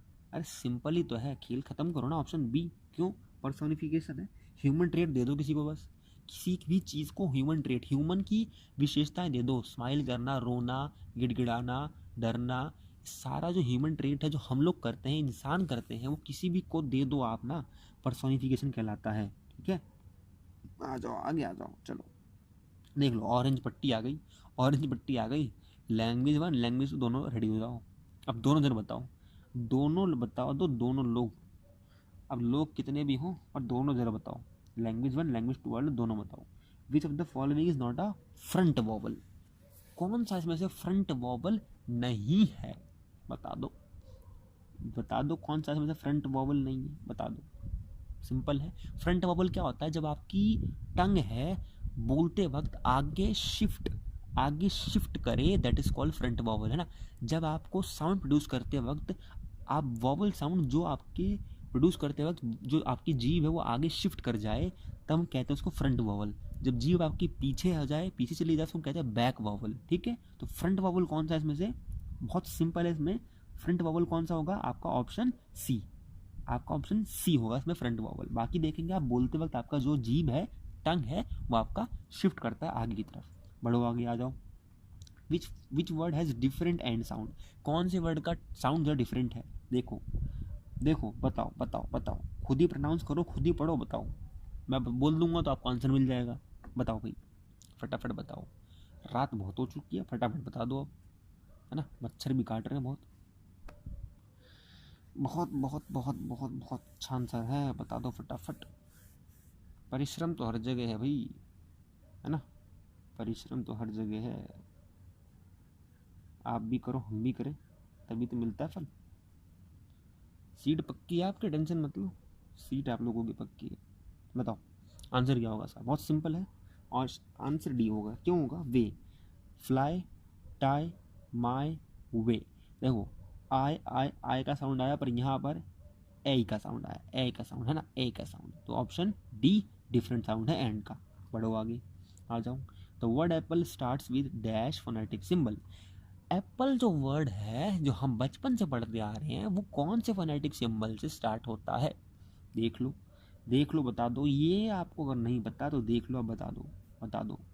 सारे फोनेटिक वाले बच्चे बता दो फटाफट। ऑप्शन कौन सा होगा? ए बी सी डी कौन सा होगा? लैंग्वेज वन लैंग्वेज टू दोनों बता दो, बता दो कौन सा होगा। प्रोनाउंस करो, बोलो, देखो कौन सा होगा। देखो सिंपल, देखो देखो यहाँ पर देखो, ये जो है ना, ये वाला जो है आपका, ये जो है ये वाला, ये जो आपका बड़ा आ होता है ना, उसकी तरह बोलोगे आप। ये छोटे आ की तरह बोलोगे आपका, ये बोलोगे ए, है ना। ये बोलोगे आपका ए ए ए, ठीक है, तो ए। तो ये देखोगे ये वाला जो है आपका ऑप्शन ए, ये सही है। क्यों है? ए, एप्पल, एप्पल, है ना। तो एप्पल बोलने में आपका ये साउंड प्रोड्यूस होता है। ठीक है, तो ये आपका तो नहीं होगा, ये छोटा आ, और ये आ, यहाँ पर ये बड़ा बोलने में। ठीक है, अभी तो गले से आवाज़ ही निकल रही है, अप्रोप्रिएट ऐसे निकलनी चाहिए, क्योंकि गला ना खराबी हो रखा है ऑलमोस्ट, मौसम भी चेंज हो रहा काफ़ी। ठीक है, कोई नहीं, आप अपना काम कीजिए, आप अपना लगे रहिए, आपका रीड क्लियर होगा, टेंशन मत लीजिए। I wish I dash a pilot, ये तो हम भी सोचा करते थे कि I wish I dash a pilot. बताओ कौन सा होगा इसमें से? ऑप्शन ए विल होगा क्या? ऑप्शन बी एम होगा? ऑप्शन सी वॉज या वर? देखो, अरे देख लिया आंसर? देख लिया क्या? नहीं देखा? चलो कोई नहीं, देख लिया तो कोई नहीं। I wish I dash a pilot कौन सा होगा इसमें से? बता दो। लैंग्वेज वन लैंग्वेज टू वाले दोनों बता दो फटाफट, बता दो भाई। रीड आपका बस नज़दीक है, कल ही है जो है, कल ही लड़ना है आपको, उसके बाद आपको खराटे लेकर सोना ही है। बता दो, आज मेहनत कर लो बस जो है। आंसर होगा सिंपली ऑप्शन डी होगा। यहाँ पर कंडीशनल सेंटेंस है, I wish I were a pilot. Was क्यों नहीं होगा? कंडीशनल सेंटेंस में मैंने बताया था कि हमेशा आई के साथ वर आता है, वॉज नहीं। हमेशा जब भी हम ऐसी इच्छा की बात करें जो कभी पूरी नहीं हो सकती, है ना, कंडीशनल फुलफिल नहीं हो सकती कभी भी, उसकी बात करते हैं तो आई के साथ वर आएगा। बढ़ो आगे आ जाओ। A student is immediately corrected for his mistake by a teacher which made student kind fear of mistake। अब देख लो यहाँ पर पेडागोजी चालू हो गया, फिर से पेडागोजी चालू होगा, धमाल करो फिर से। अब आ जाओ, चालू हो जाओ भाई, लैंग्वेज वन लैंग्वेज टू दोनों वाले चालू हो जाओ। A student is immediately corrected, बच्चे को तुरंत ही करेक्ट कर दिया गया, for his mistake by a teacher. ठीक है। Which made student kind of fear, अब बच्चा डर गया, बच्चे को इतनी जल्दी जो है कर दिया करेक्ट टीचर ने, और बच्चा जो है इससे थोड़ा डर सा गया है, मिस्टेक को करते ही बच्चा डर सा गया है। अब बताओ क्या होगा यहाँ पर, देखो what unsuccessful attempt of a principle of teaching English is seen here, कि कौन सा जो है प्रिंसिपल यहाँ पर अटेम्प्ट किया गया बट वो अनसक्सेसफुल रहा। यहाँ पर कौन सा प्रिंसिपल है टीचिंग का, बताओ। ऑप्शन ए प्रिंसिपल का मोटिवेशन वाला है क्या, इमीडिएट करेक्शन का है, या फिर फ्री एक्सप्रेशन है, या फिर चाइल्ड्स एक्टिविटी है। Option A B C D कौन सा है। मैंने पढ़ाया था, समझाया था, नहीं समझा तो कोई नहीं, यही देख लो आंसर। देखो ये ऑब्जेक्टिव टाइप पेपर जो होता है ये एकमात्र ऐसा पेपर है जहाँ पर ना आपका आंसर आपके पेपर में ही होता है, आपका आंसर आपके पेपर में ही होता है। मैं कह रहा हूँ इससे इजी पेपर नहीं होता। सोचो एक ऐसा पेपर जहाँ आंसर ही आपको सामने रख के दिया जा रहा हो, बस आपको खाली पहचानना होता है। तो कौन सा होगा इसमें से आंसर, बिल्कुल आपका आंसर क्या होगा, आंसर बी होगा, इमीडिएट करेक्शन। बच्चे को इमीडिएटली करेक्शन तो करना है, करवाने देना है, बट ऐसे करना है कि बच्चे को डर ना लगे, बस ऐसे करना है बच्चे को खा लेना, बस ऐसा करना है कि बच्चे को कहीं ये ना लगे कि मेरी आवाज़ दबाई जा रही है, या फिर मिस्टेक करना तो सबसे बड़ा गुनाह है, ऐसा बच्चे को फील ना हो। ये आपका कहता है प्रिंसिपल का कौन सा, इमीडिएट करेक्शन का प्रिंसिपल। ठीक है, बढ़ जाओ आगे, आ जाओ। A teacher starts teaching a language in psychological order, दस ही फॉलोज, कि जो टीचर है ना वो साइकोलॉजिकल ऑर्डर में जो है लैंग्वेज की टीचिंग करवाता है, तो कौन सा प्रिंसिपल फॉलो कर रहा है बताओ आप, कौन सा प्रिंसिपल बच्चा जो है, बच्चे का जो टीचर है फॉलो कर रहे हैं बताओ। अध्यापक अध्यापिका कौन सा फॉलो कर रहे हैं principle, principle of language environment, principle of planning, principle of natural order, principle of overall way. A B C D.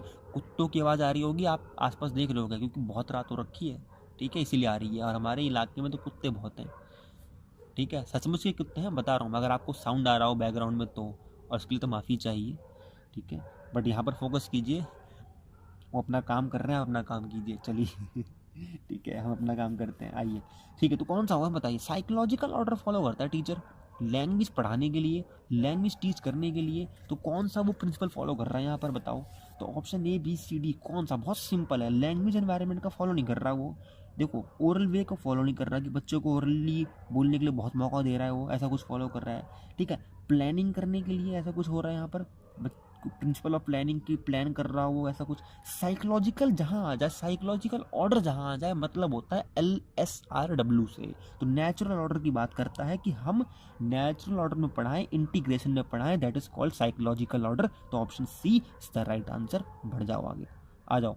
What is not incorrect in context of linguistic communication approach, कि कौन सा इसमें से जो है CLT लिंग्विस्टिक कम्युनिकेशन अप्रोच कहते हैं इसको, जो कि लैंग्वेज 1 लैंग्वेज 2 दोनों के लिए वालों के लिए है। व्हाट इज नॉट इनकरेक्ट, कि कौन सा इसमें से इनकरेक्ट नहीं है, कौन सा इसमें से इनकरेक्ट नहीं है इन कंटेक्स्ट ऑफ CLT, बताओ।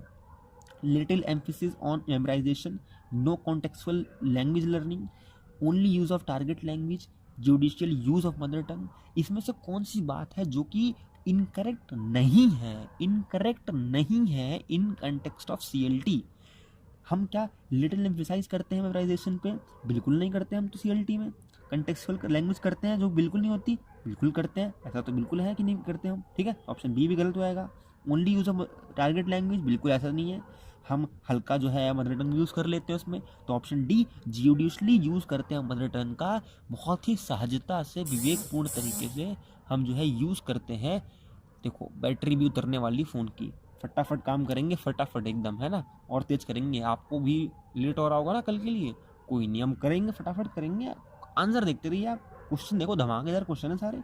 जुडिशली यूज़ करते हैं हम किसका, मदर टंग का, जुडिशली मदर टंग का यूज़ करते हैं हम CLT में, और ये जो है इनकरेक्ट नहीं है किसके बारे में, CLT के बारे में, ठीक है। तो option D is the right answer. बढ़ो आगे। CLT enables students in language competency of target language by, CLT देखो, CLT जो है ना इनेबल्स करती है स्टूडेंट को लैंग्वेज कॉम्पिटेंसी, कि बच्चों की जो ना, बच्चों को, स्टूडेंट्स को जो भाषा की दक्षता है, क्षमता है, वो टारगेट लैंग्वेज जो है प्राप्त करता है बच्चा किसके द्वारा, CLT में, कम्युनिकेशन के द्वारा, आर्टिफिशियल सिचुएशन के द्वारा, रियल सिचुएशन के द्वारा, या फिर यूज़ ऑफ मदर टंग के द्वारा। तो ये 1 2 3 4 है, ऑप्शन नहीं है, 1 2 3 4 है, इनमें से कौन से चीज़ों को यूज़ करते हुए, किसके थ्रू यूज़ करते हुए बच्चा इनेबल होता है, लैंग्वेज की क्षमता को, दक्षता को प्राप्त करता है। बताओ, देखो 1 2 3 4 ऑप्शन बी, 1 2 3 ऑप्शन सी, 1 2 3 4 या फिर ऑप्शन डी 1 3। देखो बताओ कौन सा है। देखो CLT में जो है ना बच्चा ना इनेबल हो जाता है, लैंग्वेज कॉम्पिटेंसी जो है बच्चे के अंदर आ जाती है। कैसे आती है? कम्युनिकेशन करके बिल्कुल आती है। कम्युनिकेशन नाम ही इसका कम्युनिकेशन से है। आर्टिफिशियल सिचुएशन होती है इसमें, बिल्कुल होती है। रियल दोनों होती है। सिचुएशन यूज़ करता है ये CLT, अब वो चाहे रियल बनाए चाहे आर्टिफिशियल बनाए, क्योंकि रियल तो हमेशा नहीं बना सकता ना, हमेशा रियल बनाए, रियल ऑब्जेक्ट यूज़ करे, ऐसा हो नहीं सकता। तो आर्टिफिशियल सिचुएशन यूज़ करता है। यूज़ ऑफ मदर टंग करता है क्या? देखो यूज़ ऑफ मदर टंग भी करता है, तो इसका आंसर क्या होगा? आंसर बी होगा। बट क्यों यूज़ ऑफ मदर टंग नहीं है इसमें? क्यों, बता देता हूँ। क्योंकि यूज़ ऑफ मदर टंग आपका पूरी तरीके से बात कर रहा है यहाँ पर। देखो आंसर को समझो, यहाँ पर जुडिशली अगर लिखा होता कि थोड़ा बहुत यूज़ करना होता तो यहाँ पर हमारा होता। CLT कहता है कि हम जितनी जल्दी हो सके, जितना हद तक हो सके उतना कम यूज़ करें मदर टंग का, हम ज़्यादातर कम्युनिकेशन में डिपेंड रहें और टारगेट लैंग्वेज में बात करें, यूज़ ऑफ मदर टंग कम हो। तो यूज़ ऑफ मदर टंग तो बिल्कुल कम होती है, बिल्कुल ना के बराबर होती है। यहाँ पर अगर जुडिशली लिखा होता या फिर लेस यूज़ ऑफ लिखा होता तो यहाँ पर ऑप्शन 4 भी यहाँ पर होता, वरना आपका ऑप्शन बी यानी कि 1 2 3 है। तो ऑप्शन बी 1 2 3 है। आगे बढ़ जाओ, ठीक है, आ जाओ। 9 2 11 हो जाएंगे फटाफट करके इसको। Which of the following is the role of teacher in CLT classroom? कि भाई देखो फॉलोइंग इसमें से कौन सा जो है CLT क्लासरूम के टीचर का रोल है, इसमें से कौन सा CLT क्लासरूम के टीचर का रोल है? बताओ। Should not correct the mistake outside, should not talk less, should not become guide, या should not plan activities before it? बताओ कौन सा इसमें से रोल है जो क्लासरूम में CLT टीचर को फॉलो करना होता है, करता है? क्या उसको मिस्टेक आउटसाइड करेक्ट नहीं करनी होती, बात कम करनी नहीं होती, या उसको गाइड नहीं बनना होता, या फिर एक्टिविटी को पहले से प्लान करना नहीं होता? कौन सा चीज़ टीचर फॉलो करता है as a CLT classroom teacher? बताओ बताओ भाई फटाफट बताओ। मिला आंसर?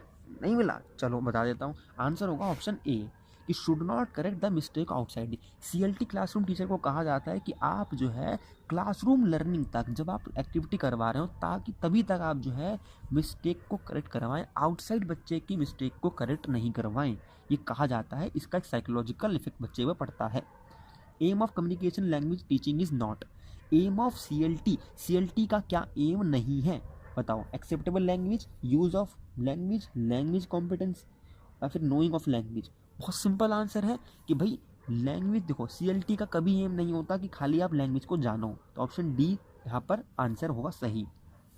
आगे बढ़ो। The most appropriate most important feature of an effective language classroom is opportunity for learners to. देखो यहाँ पर क्या लिखा है कि मोस्ट इंपॉर्टेंट फीचर, कि मोस्ट इंपॉर्टेंट फीचर क्या है of an effective language classroom. Effective language classroom का क्या यहाँ पर मेन फीचर है कि इस अपॉर्चुनिटी फॉर लर्नर्स टू, कि यहाँ पर अपॉर्चुनिटी मिलती है लर्नर्स को किस लिए? टू रिलैक्स, या फिर इंटरैक्ट करने के लिए, या इमिटेट करने के लिए, या फिर इवेल्युएट करने के लिए।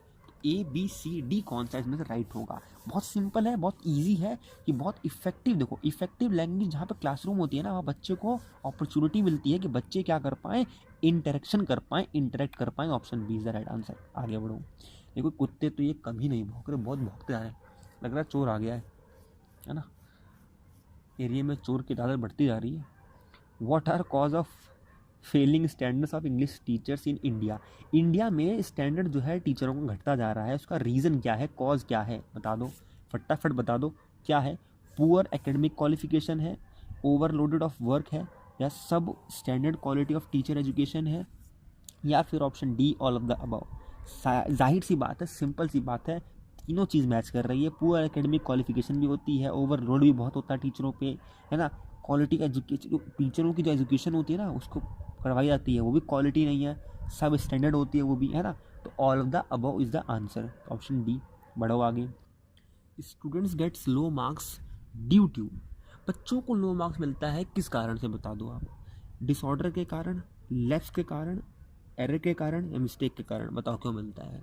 देखो बहुत सिंपल चीज़ है इसमें, अगर आप ना अपना बेसिक गणित भी लगाओगे ना, कर दोगे इस आंसर को। क्यों कर दोगे? बहुत सिंपल चीज़ इसमें देखो, बच्चे को लो मार्क्स क्यों मिलते हैं?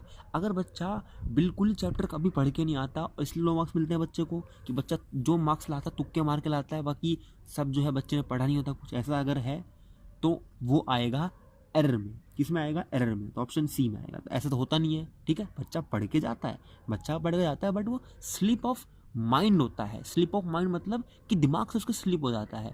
जब आपने पढ़ा हो उसके बाद गलती कर दे, अगर आपने पढ़ा है, आप स्लिप ऑफ माइंड हो जाए आपके, दैट इज़ कॉल्ड मिस्टेक। तो बच्चे की जो लो मार्क्स आता है, बच्चे का मार्क्स डाउन होता है, वो क्यों होता है? मिस्टेक के कारण होता है। गलती से भूल गया। कैसे भूल? सर जी गलती से भूल गया। तो गलती से भूलना क्या है? मिस्टेक है। मिस्टेक है। एरर और मिस्टेक में अंतर यही होता है, ठीक है। लैप्स क्या होता है? Slip of tongue. Slip of tongue, you know the answer, you know how to speak, you know how you are going to speak, but suddenly slip of tongue और गलत आंसर हो गया, तो लैप्स कहते हैं उसको। स्लिप ऑफ माइंड मिस्टेक है, slip of tongue lapse है। डिसऑर्डर क्या है? LBLD है, लैंग्वेज लर्निंग बेस्ड डिफिकल्टी है हमारी, जिसके अंदर सारी चीज़ें आ जाती हैं सारी, ठीक है। आगे बढ़ जाओ, आ जाओ। ऑप्शन डी बता ही दिया मैंने तो, है ना। आ जाओ, आगे आओ। अगला क्वेश्चन क्या कहता है? There are few students in your classroom whom you have. तो आप कुछ क्लासरूम के बच्चे को देख रहे हो अपने क्लासरूम में, जो कि बहुत रेयरली आपने देखा है किसी के साथ खेलते हुए। हुम यू हैव नेवर सीन, कभी देखा ही नहीं है, लो कभी देखा ही नहीं खेलते किसी के साथ। और अदर टॉकिंग विद टू, कि किसी के साथ बात करते ही ना देखा, ना खेलते देखा आपने अपने क्लासरूम के बच्चों को उनके, ठीक है। These kids may be suffering from, कि वो बच्चे जिसको आपने कभी खेलते ना देखा हो, कभी किसी से बात करते ना देख रहे हो, वो शायद किसी चीज़ से सफ़र कर रहे हैं। वो चीज़ क्या है बताना आपको, वो कौन सी LBLD है। हिंट दे देता हूँ, कौन सी LBLD है, लैंग्वेज लर्निंग बेस्ड डिफिकल्टी है, वो कौन सी वाली है बता दो आप। A aphasia, A B ADHD, C autism, D dyspraxia. बता दो कौन सा है। ABCD कौन सा है इसमें से? बेसिक गणित लगाओ दोबारा से, बेसिक गणित लगाओ दोबारा से। डिस्प्रेक्सिया क्या है? डिस्प्रेक्सिया आपके मोटर डेवलपमेंट से जुड़ा हुआ है, डिस्प्रेक्सिया है ना, चलने फिरने से डेवलपमेंट की दिक्कत यहाँ पर होती है, तो डिस्प्रेक्सिया होता है। ADHD क्या है? आप देखेंगे ADHD attention deficit hyper active disorder, ADHD, जिसको हम पहले ADD भी कहते थे, बाद में H जुड़ गया, क्योंकि माना गया कि जो बच्चे की डेफिशिएट होती है, जो बच्चे की डेफिशिएट होती है, यानी कि बच्चे में गिरावट आती है अटेंशन की, वो हाइपर एक्टिव के कारण आती है, इसलिए H जुड़ गया तो ADHD बन गया, वरना पहले ADD था, ठीक है। तो ADD से क्या होता है? क्या बच्चा ADD से कर रहा है? देखो, ADD वाला बच्चा होगा, यानी ADHD वाला जो बच्चा होगा वो हाइपर एक्टिव होगा, वो बहुत चंचल होगा, फटाफट काम करने वाला होगा, और इधर से उधर का काम करने वाला होगा, वो अनफिनिश्ड टास्क करेगा, उसको बहुत जल्दी बोरियत लगेगी हर काम से, ठीक है। तो वो यहाँ पर तो है ही नहीं, वो तो बात ही नहीं करता, अपने आप को अलोन रखता है बच्चा। तो ये कौन है? अफेजिया वाले हैं क्या? अफेजिया वाले तो कम्युनिकेशन ही नहीं करते, अफेजिया वाले तो कंप्लीट स्पीच डिसऑर्डर वाले होते हैं, तो वो तो है ही नहीं। ऑटिज्म वाले हैं ये, ऑटिज्म स्पेक्ट्रम डिसऑर्डर कहते हैं इसको, ASD कहते हैं इसको शॉर्ट फॉर्म में। ऑटिज्म वाले बच्चे जो आई कॉन्टेक्ट नहीं करते, किसी से बात नहीं करते, अपनी अलग दुनिया में अलोन रहना चाहते हैं, किसी से फिजिकल कांटेक्ट करने में बहुत डरते हैं, इवन आपसे वो जवाब ना देंगे ना आपसे क्वेश्चन करेंगे, अपने दुनिया में रहेंगे, वो अपनी हालत पर रहेंगे, तो ऑटिज्म वाले वो बच्चे होते हैं, ठीक है। आगे आ जाओ, देख लो सी है, आगे आ जाओ। चलो, a child having expressive language disorder may have troubled with, कि वो बच्चा जिसके पास लैंग्वेज डिसऑर्डर है, एक्सप्रेसिव वाली लैंग्वेज डिसऑर्डर है, वो किस चीज़ से ट्रबल में होगा, वो किस चीज़ को सफ़र करता होगा, बताओ, आपको बताना है। ए आस्किंग क्वेश्चंस में, बी नेमिंग ऑब्जेक्ट्स में, सी आंसरिंग क्वेश्चंस में, या फिर आपका जो चौथा है फॉलोइंग डायरेक्शन में। तो बच्चा जो एक्सप्रेसिव लैंग्वेज डिसऑर्डर से सफ़र कर रहा होगा, उसको किस में ट्रबल होगा, किस चीज़ में ट्रबल होगा, इन चारों में से देखेंगे इसका ऑप्शन क्या है, देख लेते हैं। अब ऑप्शन देखते हैं, 1-3 से, या 1-2-3 में, या 1-2, या 1-3-4, या फिर आपका लास्ट 1-2 में। तो देखो बच्चे को क्या दिक्कत होगी, जो बच्चा एक्सप्रेसिव लैंग्वेज डिसऑर्डर से सफ़र कर रहा होगा उसको दिक्कत क्या होगी, बहुत सिंपल है, बहुत बेसिक है ये। उस बच्चे को दिक्कत होगी क्वेश्चन पूछने में दिक्कत होगी, उसको आस्क करने में क्वेश्चन में। दूसरा, ऑब्जेक्ट को नेम करने में दिक्कत, क्योंकि अपने आप को एक्सप्रेस नहीं कर पा रहा है वो। बाकी फॉलोइंग डायरेक्शन में होता है रिसेप्टिव होता है ये, जिस बच्चे को रिसेप्टिव वाली होगी ना, रिसीव करने में दिक्कत होगी, उसके दिमाग से अफेजिया वाले बच्चे को ना रिसेप्टिव में होती है, यानी कि बच्चे को रिसीव करने में दिक्कत होगी, डिफिकल्टी होगी। आंसरिंग क्वेश्चन में बहुत से लोग बोलेंगे एक्सप्रेसिव में आएगा, बट भैया आंसर तो तभी कर पाएगा ना जब क्वेश्चन को समझ पाएगा। तो क्वेश्चन का समझना जो है आंसर के जवाब देने से चालू होता है, ठीक है। मतलब आपका आंसर देना तभी हो पाएगा जब आप क्वेश्चन को समझेंगे। तो आपका आंसर जो है वो कब चालू होगा, जब आप क्वेश्चन को समझेंगे। तो रिसेप्टिव अगर आपका खराब होगा तो आंसर कैसे दे पाएंगे आप। तो यहाँ पर देखो, क्वेश्चन पूछना और नेमिंग ऑब्जेक्ट जो है वो एक्सप्रेसिव में आता है, बट आंसरिंग करना जो है वो आपका रिसेप्टिव में आता है। इसीलिए यहाँ पर बच्चे को किस में दिक्कत होगी, ऑप्शन आपका क्या है, डी, दूसरे और पहले में होगा। आगे आ जाओ, कॉमन है लैंग्वेज 1 लैंग्वेज 2 दोनों के कान खड़े कर लो अपने, कॉमन है, आ जाओ। Someone knowing the many language with scientific understanding is known as. देखो, किसी को अगर लैंग्वेज के बारे में मालूम है, वो भी साइंटिफिक अंडरस्टैंडिंग साथ में उसको है, तो उसको क्या कहेंगे हम। देखो, A linguist, option B trilingual, option C polyglot, option D multilingual. क्या कहेंगे बताओ, मजेदार क्वेश्चन है, बताओ फटाफट। बिल्कुल सिंपल है, ऑप्शन ए है, लिंग्विस्ट कहेंगे। लिंग्विस्ट कहेंगे, भाषावाद या भाषाविद कहेंगे इसको। क्यों कहेंगे, क्योंकि उसको ना साइंस ऑफ लैंग्वेज मालूम होगी, लैंग्वेज के पीछे का विज्ञान मालूम होगा, लैंग्वेज कैसे यूज़ होती है मालूम होगा, लैंग्वेज के एक एक वर्ड का ज्ञान होगा, लैंग्वेज के एक एक वर्ड के पीछे का विज्ञान से लेके हिस्ट्री जोग्राफी तक मालूम होगा। उसको कहते हैं हम लिंग्विस्ट, जो कि हमारे नॉम चॉम्स्की थे। Language is use for, language को यूज़ करते हैं हम किसके लिए, डैश के लिए, बताओ किसके लिए, मीडियम के लिए, इंटरेक्शन के लिए, कम्युनिकेशन के लिए, या शेयरिंग के लिए। बहुत सिंपल है, बेसिक है, बता दोगे आप, आंख बंद करके लगा दो, ऑप्शन सी कम्युनिकेशन के लिए। क्यों है कम्युनिकेशन के लिए, क्योंकि देखो इंटरेक्शन शेयरिंग दोनों कम्युनिकेशन में हो जाता है। कम्युनिकेशन का मतलब ही क्या है, कम्युनिकेशन का मतलब ही होता है जब हम कम्युनिकेट करें। लैंग्वेज हमारे एक अकेले के लिए नहीं होती है, लैंग्वेज हमारे दो के लिए होती है। दो लोग नहीं तो लैंग्वेज नहीं। भाषा का जन्म ही दो लोगों के संवाद या शेयरिंग इंटरेक्शन से शुरू होता है, जो कम्युनिकेशन का रूप है, ठीक है। तो कम्युनिकेशन के रूप के अंदर ही, कम्युनिकेशन में ही जो है आता है इंटरेक्शन और शेयरिंग। तो option C is the right answer.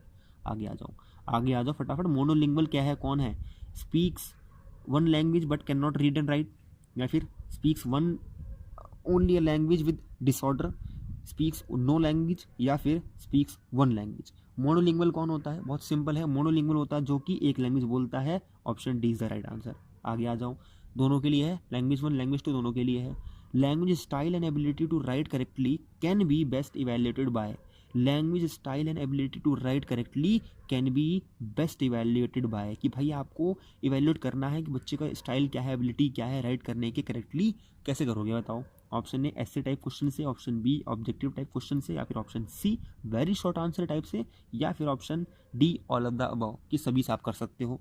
बहुत सिंपल है, आपको एबिलिटी है अगर आपको चेक करनी है करेक्टली कैसे करता है, स्टाइल क्या है लिखने का उसका लैंग्वेज में, तो क्या करोगे आप, चेक करोगे ना कि किस तरह से वो लिख रहा है, उसकी आगे की टेक्निक क्या होगी, कैसे वो अपने आइडियाज़ को मैच करता है, शेयर करता है, कनेक्ट करता है, कैसे वर्ड्स को यूज़ किया है। सब चीज़ें आप कब जज कर पाएंगे, जब आपके पास इनफ इन्फॉर्मेशन, इनफ डेटा होगा, इनफ रिपोर्ट होगी। वो इनफ कब होगी, जब बच्चा ऐसे टाइप का लिखेगा। ऑप्शन ए होगा। आ जाओ आगे। Dash includes written material, craft, visit, report etcetera. किस चीज़ में इंक्लूड करते हैं हम ये मटेरियल, रिटन मटेरियल हो गया, क्राफ्ट हो गया, विजिट रिपोर्ट हो गई, क्ले मॉडल हो गया, कुछ ऐसी चीज़ें हम जो मतलब ऐसा कुछ हमारा रखते हैं ना हम चीज़ें, किस में रखते हैं बताओ, बच्चों के लिए एनेक्डोटल रिकॉर्ड में रखते हैं क्या, पोर्टफोलियो में, रिपोर्ट कार्ड में, या क्यूमुलेटिव रिकॉर्ड में रखते हैं, बता दो। Option A B C D कौन से में, बताओ भाई फटाफट बताओ क्या होगा। बिल्कुल सिंपल, ऑप्शन बी होगा, पोर्टफोलियो में बच्चे का जो है हम written material, craft, visit, report, उसकी फ़ोटो वोटो सब रखते हैं हम, ठीक है। आगे आ जाओ, आगे आओ। If a teacher wish to understand the interest and behaviour of students, the best tool can be use to.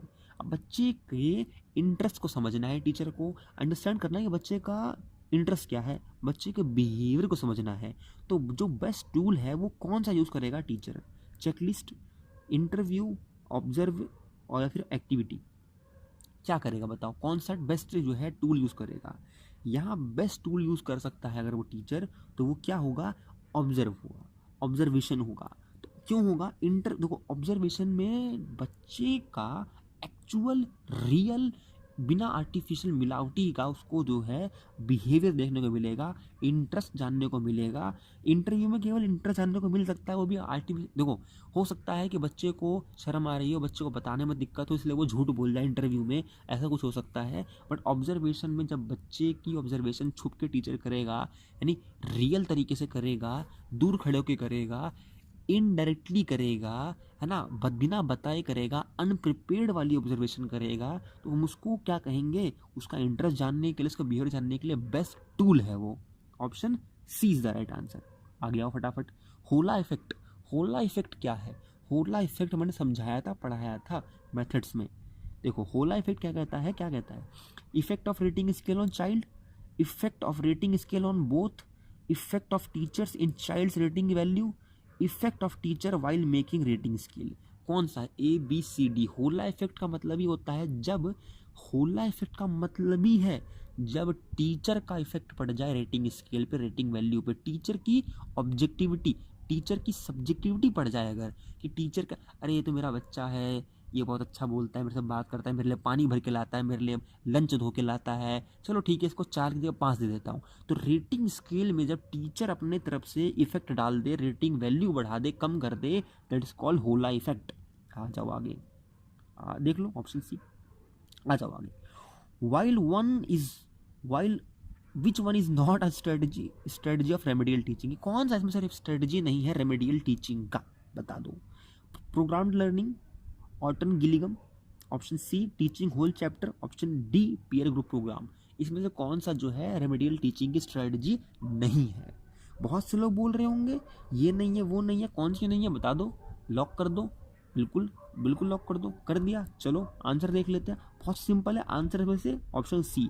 दोबारा से टीचर जो है चैप्टर को नहीं पढ़ाता, होल चैप्टर को रिवाइज भी नहीं करवाता। वो क्यों नहीं करवाता? क्योंकि रेमेडियल का मतलब होता है रेमेडी देना वहाँ जहाँ पर डेफिशिएंट्स है। देखो, जहाँ पर डिफ़ॉल्ट है, दिक्कत है, प्रॉब्लम है, वहाँ पर जो है मरम पट्टी करने का काम करता है, गैप को फुलफिल करने का काम करता है remedial teaching, remedial classroom, remedial teacher. तो वहाँ पर होल चैप्टर की पढ़ाई दोबारा नहीं होती, ना सुनवाई होती है। ऑटन गिलिगम वाले बहुत फंसे होंगे। ऑटन गिलिगम एक स्ट्रेटजी है जहाँ पर जो है रीडिंग को उसके और सब पार्ट्स में डिवाइड करके पढ़ाया जाता है, समझाया जाता है। तो ऑटन गिलिगम भी एक अच्छा टेक्निक है रेमेडियल टीचिंग की स्ट्रेटजी के रूप में। ठीक है, आगे आ जाओ, आगे आ जाओ। Best tool to use for procedural evaluation. देखो, प्रोसीजरल इवैल्यूएशन, जब प्रोसीजरल में आपको जाना है, आपको हर प्रोसीजर को इवैल्यूएट करना है, तो उसके लिए बेस्ट टूल कौन सा हो सकता है आपको यूज़ करने के लिए?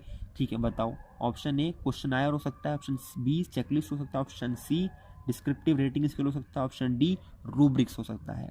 देखो, मैं आपसे बहुत बहुत माफ़ी चाहूँगा इस वक्त जो आपको बैकग्राउंड में नॉइस आ रही है, पर आप भी थोड़ा समझिए, क्योंकि सिचुएशन ही ऐसी है। मैं छत पे बैठ कर रिकॉर्ड कर रहा हूँ क्योंकि जगह नहीं थी रिकॉर्ड करने की, और बहुत ज़्यादा, देखो, वो बहाने बनाने के लिए 10 होते हैं, है ना। काम करने के लिए खाली एक बहाना चाहिए होता है, और हमें एक बहाना बहुत है काम करने के लिए, और हम कर रहे हैं वो। ठीक है, तो आप भी अपना काम करेंगे, आप भी अपना बेस्ट देकर आएंगे। देख लेना, आपको बेस्ट देकर आना है आपको। अगर आपने कमी छोड़ी ना, देखना आप खिंचाई होगी फिर अच्छे से। बेहतरीन दे के आना, आपको आग लगा देनी है बस। ठीक है, लो आपकी दुआ काम आ गई, आवाज़ भी कम हो गई। चलो बताओ, प्रोसीजरल इवैल्यूएशन में बेस्ट टूल कौन सा है इसमें से? बताओ कि प्रोसीजर, देखो आपको प्रोसीजर फॉलो कर रहा है, आपको हर प्रोसीजर में आपको इवैल्यूएशन करना है कि ये मेरा प्रोसीजर कैसा गया, ये प्रोसीजर मेरा कैसा रहा, इसमें मेरा कैसे यूज़ कर सकता हूँ, कौन सा टूल यूज़ कर सकता हूँ जो बेस्ट होगा। बताओ, चेकलिस्ट है, रूब्रिक्स है, डिस्क्रिप्टिव रेटिंग स्केल होगा, क्वेश्चनायर होगा, कौन सा होगा? बहुत सिंपल चीज़ है, easy to use, easy to make and easy to evaluate. कौन सा है? चेकलिस्ट है। क्यों? क्योंकि प्रोसीजरल में हम इतना प्रोसीजर यूज़ करते हैं, इसको बनाने में, डिस्क्रिप्टिव करने में टाइम लगेगा। रूब्रिक्स का तो मतलब ही नहीं यहाँ पर होता, रूब्रिक्स तो हमारा यहाँ पर मतलब ही नहीं है इसके लिए। क्वेश्चनायर, ये तो क्वेश्चनायर का भी मतलब यहाँ पर खड़ा नहीं होता। सी और बी में वो लोग फंसे होंगे, और बी तो होगा, बिल्कुल होगा। क्यों होगा? क्योंकि चेकलिस्ट में हम येस और नो का खेल करके, येस और नो करके काम आगे कर देंगे, प्रोसीजरल इवैल्यूएशन कर देंगे। बहुत सिंपल चीज़ है, आगे आ जाओ। प्रोसीजरल, देखो प्रोसीजरल मतलब ही है कि जब हम एक ऐसी एक्टिविटी में अलग अलग प्रोसीजर को फॉलो करते हुए उसके उसके जब हम यस और नो में उसको हम बताएं, अच्छा गया, बिल्कुल गया, नहीं गया, नो गया, येस में अच्छा गया, यस गया, नो गया, नो गया, तो हम प्रोसीजर में जब इवैल्यूएशन करते हैं, प्रोसीजरल यानी कि एक चरणबद्ध तरीके से स्टेप्स में जब हम इवैल्यूएशन करते हैं उसको हम प्रोसीजरल कहते हैं, है ना। तो वहाँ पर चेकलिस्ट बहुत बेस्ट होती है हमारे लिए। ठीक है, आगे आ जाओ। The main objective of teacher made test is, the main objective of teacher made test is, main objective क्या है टीचर मेड टेस्ट का, बताओ आप बताओ। बहुत सिंपल है ये, बहुत सिंपल है ये। To evaluate many students at a time, या फिर to evaluate only classroom students, या फिर to evaluate all aspects of school students, या फिर to evaluate teachers ability in classroom. Teacher made test का एक मेन ऑब्जेक्टिव होता है, वो क्या है, बहुत सिंपल है, बहुत इजी है, और ये आपके होम बोर्ड वाले बच्चों को तो अच्छे से पता होगा। वो क्या होती है कि क्लासरूम के बच्चों को ही केवल इवेल्युएशन करना बस, और बाकी, क्योंकि देखो टीचर मेड टेस्ट इसलिए बनाया जाता है क्योंकि बच्चा जो है और टीचर जो है एक दूसरे को अच्छे से जानते हैं, और टीचर जो है बच्चों के डिफरेंट इंडिविजुअल डिफरेंस को जानते हुए ऐसे टेस्ट बनाता है जिसमें हर बच्चे की नीड, हर बच्चे का इंटरेस्ट, हर बच्चे का मोटिवेशनल जो है बैकग्राउंड एस्पेक्ट काम करे। तो इसीलिए जो है टीचर मेड टेस्ट जो है क्लासरूम के लिए होता है, पूरे स्कूल के लिए नहीं होता, क्योंकि एक टीचर पूरे स्कूल को नहीं जानता अच्छे से हर बच्चे को, वो अपने क्लासरूम के बच्चे को ही अच्छे से जानता है, परखता है, समझता है, नाम के थ्रू भी जानता होगा, है ना। स्कूल में अगर बात करेंगे तो नहीं हो सकता। टू इवेल्युएट मैनी स्टूडेंट्स को, मैनी स्टूडेंट का इवेल्यूशन करना है तो ये होगा नहीं, तो होगा हमारा स्टैंडर्डाइज टेस्ट होगा वो, है ना। वो जो हमारा ऑब्जेक्टिव वाला होता है, सीटेट हमारा, रीट हो गया, ये सब हमारा होगा, ठीक है। तो ये टीचर मेड टेस्ट है, क्योंकि छोटा ग्रुप के लिए, छोटे क्लासरूम के लिए यूज़ किया जाता है, बड़े लार्ज ग्रुप के लिए यूज़ नहीं करते हम, ठीक है। To evaluate only classroom students, बिल्कुल सही है, तो डी होगा हमारा answer. To evaluate all aspects of school students, बच्चों के सभी एस्पेक्ट्स को करता तो है बट पूरे स्कूल के बच्चों को नहीं करता। ये एक टीचर पूरे स्कूल के बच्चों का इवैल्यूएशन कैसे कर सकता है, ठीक है, इसलिए इसका नाम ही है टीचर मेड टेस्ट। आगे आ जाओ। Teacher made test has big advantage that, teacher made test का सबसे बड़ा एडवांटेज क्या है जिसके कारण इसको आज तक भैया फॉलो किया जाता है, बता दो क्या है। ऑप्शन देख लो। It has need of learners, it gives opportunity to students, it has games and plays in it, या फिर it exploit the need of classroom. बताओ, बहुत सिंपल चीज़ है, बहुत अंडरस्टैंडिंग चीज़ है, बेसिक लॉजिक गणित लगाओ, अपना आंसर निकाल दो उसका। कि टीचर मेड टेस्ट जो है बिग एडवांटेज रखता है, क्यों, क्योंकि ये बच्चों की नीड को ध्यान में रखता है। टीचर जब अपना बनाता है बच्चों के लिए टेस्ट तो उसमें ध्यान रखता है कि किस बच्चे की नीड क्या है, किस बच्चे का कितना लेवल है, किस बच्चे का कितना आईक्यू है, उस हिसाब से क्वेश्चन फॉलो अप करता है कि हर बच्चा जो है पास हो जाए, एटलीस्ट फेल ना हो, डिमोटिवेशन फील ना हो। क्योंकि हमारा काम बच्चों को फेल करना नहीं है, हमारा काम बच्चों को और अच्छा बनाना है, उनको और बेहतर सिटीजन बनाना है अपने देश के लिए, कंट्री के लिए, है ना। तो इसलिए it has need of learner, teacher made test का सबसे बिग एडवांटेज होता है, जो कि हमारा स्टैंडर्डाइज टेस्ट में नहीं मिलता है। ठीक, अगला आ जाओ। ये थोड़ा हो गया लूप होल, पर समझ लेते हैं, देख लेते हैं। देखो, what should be the order of procedure of remedial teaching, remedial teaching का क्या प्रोसेस होना चाहिए। Collecting and preparing the support material, adapting the curriculum, choosing the appropriate teaching strategy, organizing teaching material, या सेटिंग टीचिंग ऑब्जेक्टिव्स। एक एक question मैंने बताया बहुत सटीक है, जो छूट गया सीरीज में वो छोड़ दो, यहाँ आ जाओ, पूरा कर लो, खेल खत्म है। लैंग्वेज 1 लैंग्वेज 2 वालों का, लैंग्वेज 2 लैंग्वेज 1 वालों का सिलेबस का खेल खत्म बोल रहा हूँ, है ना, गलत मत समझना। ठीक है, आगे आ जाओ, समझ लो इसमें से कौन सा रेमेडियल टीचिंग का प्रोसीजरल है, एकदम 1 बाय 1 करके बताओ। ऑप्शन देखो, 5 2 4 3 1, option B 5 3 4 1 2, option C 3 5 2 4 1, option D 2 1 3 4 5। तरीके से फ़ोन नंबर बन जा रहा पूरा, है ना। तो बताओ कौन सा इसमें से प्रोसीजरल इवैल्यूएशन करते वक्त रेमेडियल टीचिंग का एक प्रोसेस हो सकता है, ऑर्डर हो सकता है, जो कि राइट है, करेक्ट है, बताओ कौन सा होना चाहिए, बताओ। वीडियो पॉज करके आराम से सोचिए, बहुत मज़ेदार क्वेश्चन है, इंपॉर्टेंट क्वेश्चन है, हल्के मत लीजिए। एक एक क्वेश्चन का सिग्निफिकेंट एक अर्थ है, मतलब है, महत्वपूर्णता है, ठीक है, तो सबको हल्के मत लीजिए। बताइए कौन सा होगा इसमें से। बहुत सिंपल है इसका आंसर होगा इसका आंसर ए। क्यों होगा, देखो हम सबसे पहले क्या करते हैं, सेट करते हैं टीचिंग ऑब्जेक्टिव्स को, उसके बाद हम करते हैं अडोप्टेशन ऑफ करिकुलम को अडॉप्ट करते हैं, जो करिकुलम हमने पढ़ाना है उसको अडॉप्ट करते हैं, ठीक है। उसके बाद जाते हैं ऑर्गेनाइजिंग टीचिंग मटेरियल, हम टीचिंग मटेरियल को ऑर्गेनाइज करते हैं, और टीचिंग मटेरियल को जस्ट ऑर्गेनाइज करने के बाद ही हम चूज करते हैं appropriate strategy to implement teaching material. जो हमने टीचिंग मटेरियल ऑर्गेनाइज किया है उनको इम्प्लीमेंट करने के लिए वो कैसे करेंगे, स्ट्रेटजी चाहिए नहीं चाहिए? तो स्ट्रेटजी चाहिए हमें तीसरे नंबर पे, और तीसरे के बाद हम जाते हैं पहले नंबर पे, कलेक्ट करते हैं, प्रिपेयर करते हैं सपोर्ट मटेरियल जो हमारे स्ट्रेटजी के अंदर काम आती है। तो option A is the right answer. 5 2 4 3 1। आगे आ जाओ, आगे आ जाओ, आगे आ जाओ।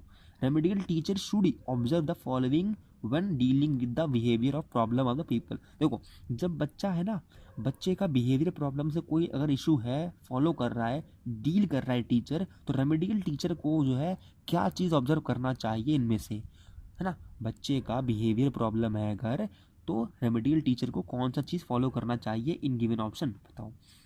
Give positive reinforcement to students good behaviour, कि भाई इस बिहेवियर को फॉलो करने के लिए, बिहेवियर प्रॉब्लम है बच्चे की, उसको डील करने के लिए जो है टीचर को पॉजिटिव रीइंफोर्समेंट देना चाहिए कि भाई अच्छा वो बिहेवियर कर रहा है, उसको हम रीइंफोर्समेंट दे देते हैं, है ना, पुनर्बलन दे देते हैं। या फिर refer the case to students guidance teacher, कि हमने गाइडेंस टीचर होते हैं, गाइडेंस टीचर होते हैं ना, काउंसलर वगैरह स्कूल में होते हैं, उनको रेफर कर देते हैं केस को बच्चे के साथ। या फिर should always observe the performance of students in classroom and their behaviour in group, कि हम जो बच्चे का ऑब्जर्व करें ऑलवेज परफॉर्मेंस, कैसा परफॉर्मेंस कर रहा है बच्चा क्लासरूम में, ग्रुप में, और उसका बिहेवियर क्या है, ऐसा करें। या फिर should always pay attention to their misbehaviour, बताओ कौन सा करेंगे, कि बच्चे का डील करना है बिहेवियर प्रॉब्लम के साथ, तो कौन सा ऑब्जर्वेशन इसमें से टीचर करना चाहिए, टीचर को करना चाहिए, कौन सा फॉलोअप बच्चे के साथ हो, बताओ कौन सा होगा, कौन सा होगा? सिंपल होगा, सिंपल होगा, तो सिंपल से मतलब क्या हो गया, ऑप्शन बता दूं, आंसर होगा आपका ऑप्शन डी। क्यों होगा? क्योंकि देखो, समझो समझो समझो, ऑप्शन डी क्या लिखा है, शुड ऑलवेज पे अटेंशन, कि हमेशा हमें, देखो बच्चा मिसबिहेव जब कर रहा होगा तभी उसकी जो प्रॉब्लम है निकल के आएगी। बच्चे का जब परफॉर्मेंस हो रहा होगा तो उससे क्या मतलब, बच्चा परफॉर्म जब कर रहा है तो परफॉर्मेंस से बच्चे का बिहेवियर हम आंकेंगे तो उसका पूरा आंक नहीं पाएंगे, ठीक है, समझ नहीं पाएंगे, क्योंकि बच्चा परफॉर्म कर रहा है उस वक्त। बट जब बच्चे का रियल बिहेवियर कब निकल के आएगा, जब बच्चा मिसबिहेव करे। बच्चा मिसबिहेव कब करता है, जब अपने आप को बस छूटा हुआ महसूस करता है, वो बहुत खुला फ्री, कि अब मेरे को कोई देख नहीं रहा है, मेरे को कोई बंदिश नहीं है, कोई लगाम नहीं है, इसलिए मैं कुछ भी बोलूँ, कुछ भी करूँ। तो मिसबिहेव जब कर रहा होता है, वो समय होता है टीचर को अटेंशन देने का, कि बच्चे की प्रॉब्लम क्या है वो पकड़ लेता है। बच्चे की प्रॉब्लम तभी पकड़ पाता है टीचर जब उसका मिसबिहेवियर देख पाए टीचर बच्चे का, और वहाँ पर जो है अटेंशन दे के ऑब्जर्व कर पाए और जान पाए कि बच्चा जो है किस प्रॉब्लम से जो है सफ़र कर रहा है और उसके बिहेवियर प्रॉब्लम क्या है, और उससे जो है टीचर अच्छे से डील कर पाएगा। फिर कौन सा रेमेडियल टीचर अच्छे से डील कर पाएगा, किससे, जब अटेंशन देगा, किससे, मिसबिहेवियर ऑफ स्टूडेंट। चलो आगे आ जाओ, आगे आ जाओ फटाफट। When designing the reward offered, remedial teacher should take note of the following, कि भाई जब आप डिज़ाइन कर रहे होते हैं रिवॉर्ड, ऑफर्ड रिवॉर्ड, कि भाई हमें ये देना है, मान लीजिए आपने रेमेडियल क्लासरूम में कुछ करवाया, करवाने के बाद आपने कुछ रिवॉर्ड रख दिए, तो रिवॉर्ड जो है आप जो ऑफर कर रहे हैं वो हमेशा आपको ध्यान में रखना होता है, किस चीज़ के, should take note of the following, इनमें से किस चीज़ को ध्यान में रखते हुए आपको रेमेडियल जो है ऑफर करना होता है रिवॉर्ड। बताइए बताइए बताइए। Reviewing and revising the reward scheme once in a year, कि हमें साल में एक बार कम से कम जो रिवाइज कर लेनी चाहिए, रिन्यू कर लेनी चाहिए रिवॉर्ड स्कीम। या फिर set very high objectives which is unachievable, कि ऐसा हाई अचीवेबल हमें रखना चाहिए ऑब्जेक्टिव कि बच्चा जो है उसे अचीव ही ना कर पाए और बच्चे को फिर रिवॉर्ड ही ऑफर ना हो, फिर बच्चा रिवॉर्ड ही ना प्राप्त कर पाए एक भी बच्चा। या फिर set clear and specific objective and targets. या फिर डिस्कस विद पेरेंट्स, हमें डिस्कस करना चाहिए पेरेंट्स, और फिर जो है रिवॉर्ड ऑफर्ड रखना चाहिए। बताओ क्या करना चाहिए इनमें से, कौन सा नोट टीचर को करना चाहिए, रख के रखना चाहिए रेमेडियल टीचर को रिवॉर्ड्स ऑफर्ड करते वक्त, बता दो, और डिज़ाइन करते वक्त बता दो, फटाफट बता दो। बहुत सिंपल है, बहुत ईजी है, बच्चों का खेल है। आंसर मिल गया ना, वही है सही आंसर है, बिल्कुल option C is the right answer. Set करना चाहिए क्लियर एंड स्पेसिफिक टारगेट्स, ताकि बच्चे को अच्छे से उसको जो है समझ पाए, और बच्चा जो है उस रिवॉर्ड का भी सिग्निफिकेंट निकाल पाए, समझ पाए कि मुझे ये ऑफर किया गया रिवॉर्ड, तो इसका भी एक पीछे लाभ है, इसके पीछे भी एक एक कुछ किस्सा छुपा हुआ, कुछ इसके पीछे कहानी है ना, ऐसा कुछ ना खाली रिवॉर्ड से मतलब हो। तो ये भी एक चीज़ होती है, हमारे पीछे मतलब होता है, ठीक है। बाकी आपका ये मेगा टेस्ट ख़त्म, कैसा लगा बताएंगे भाई। देखो जितने भी लोग हैं यहाँ पर देख रहे हैं ना, अब दबा कर, अब बोल रहा हूँ क्योंकि अब आपका सीरीज़ ख़त्म हो चुका है, क्वेश्चन से लेके आपका हर चीज़ जितना भी हमने करना था कर दिया, तहलका मचाना था मचा दिया। देखो जो नहीं हो पाया उसके लिए सॉरी, माफ़ी चाहेंगे, तो माफ़ी से काम नहीं चलता है मालूम है, बट कल आपको ना लेट्स रॉक करना है, लेट्स रॉक करना है कल आपको। और मिशन केवीएस आर्मी को कल धूम मचाना है, कल ऐसा मतलब कर दो ना, यहाँ तक आवाज़ आ जाए। कहाँ तक आवाज़ आ जाए? एक कोने तक आ जाए, ये इंडिया के कोने कोने तक आवाज़ आ जाए कि मिशन केवीएस आर्मी ने तहलका मचा दिया है।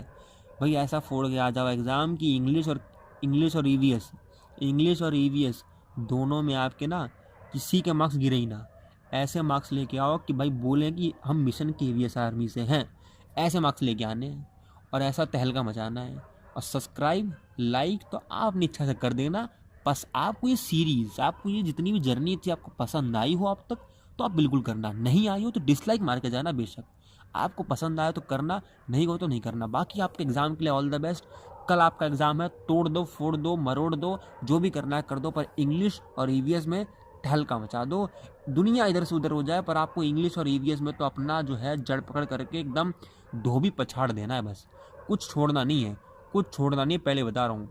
एकदम करके आ जाओ बस, ठीक है। और करके आके मैं बताना कैसा गया है, कोई भी दिक्कत होगी बताना आके कैसा गया है, उसके बाद करेंगे बात आगे की।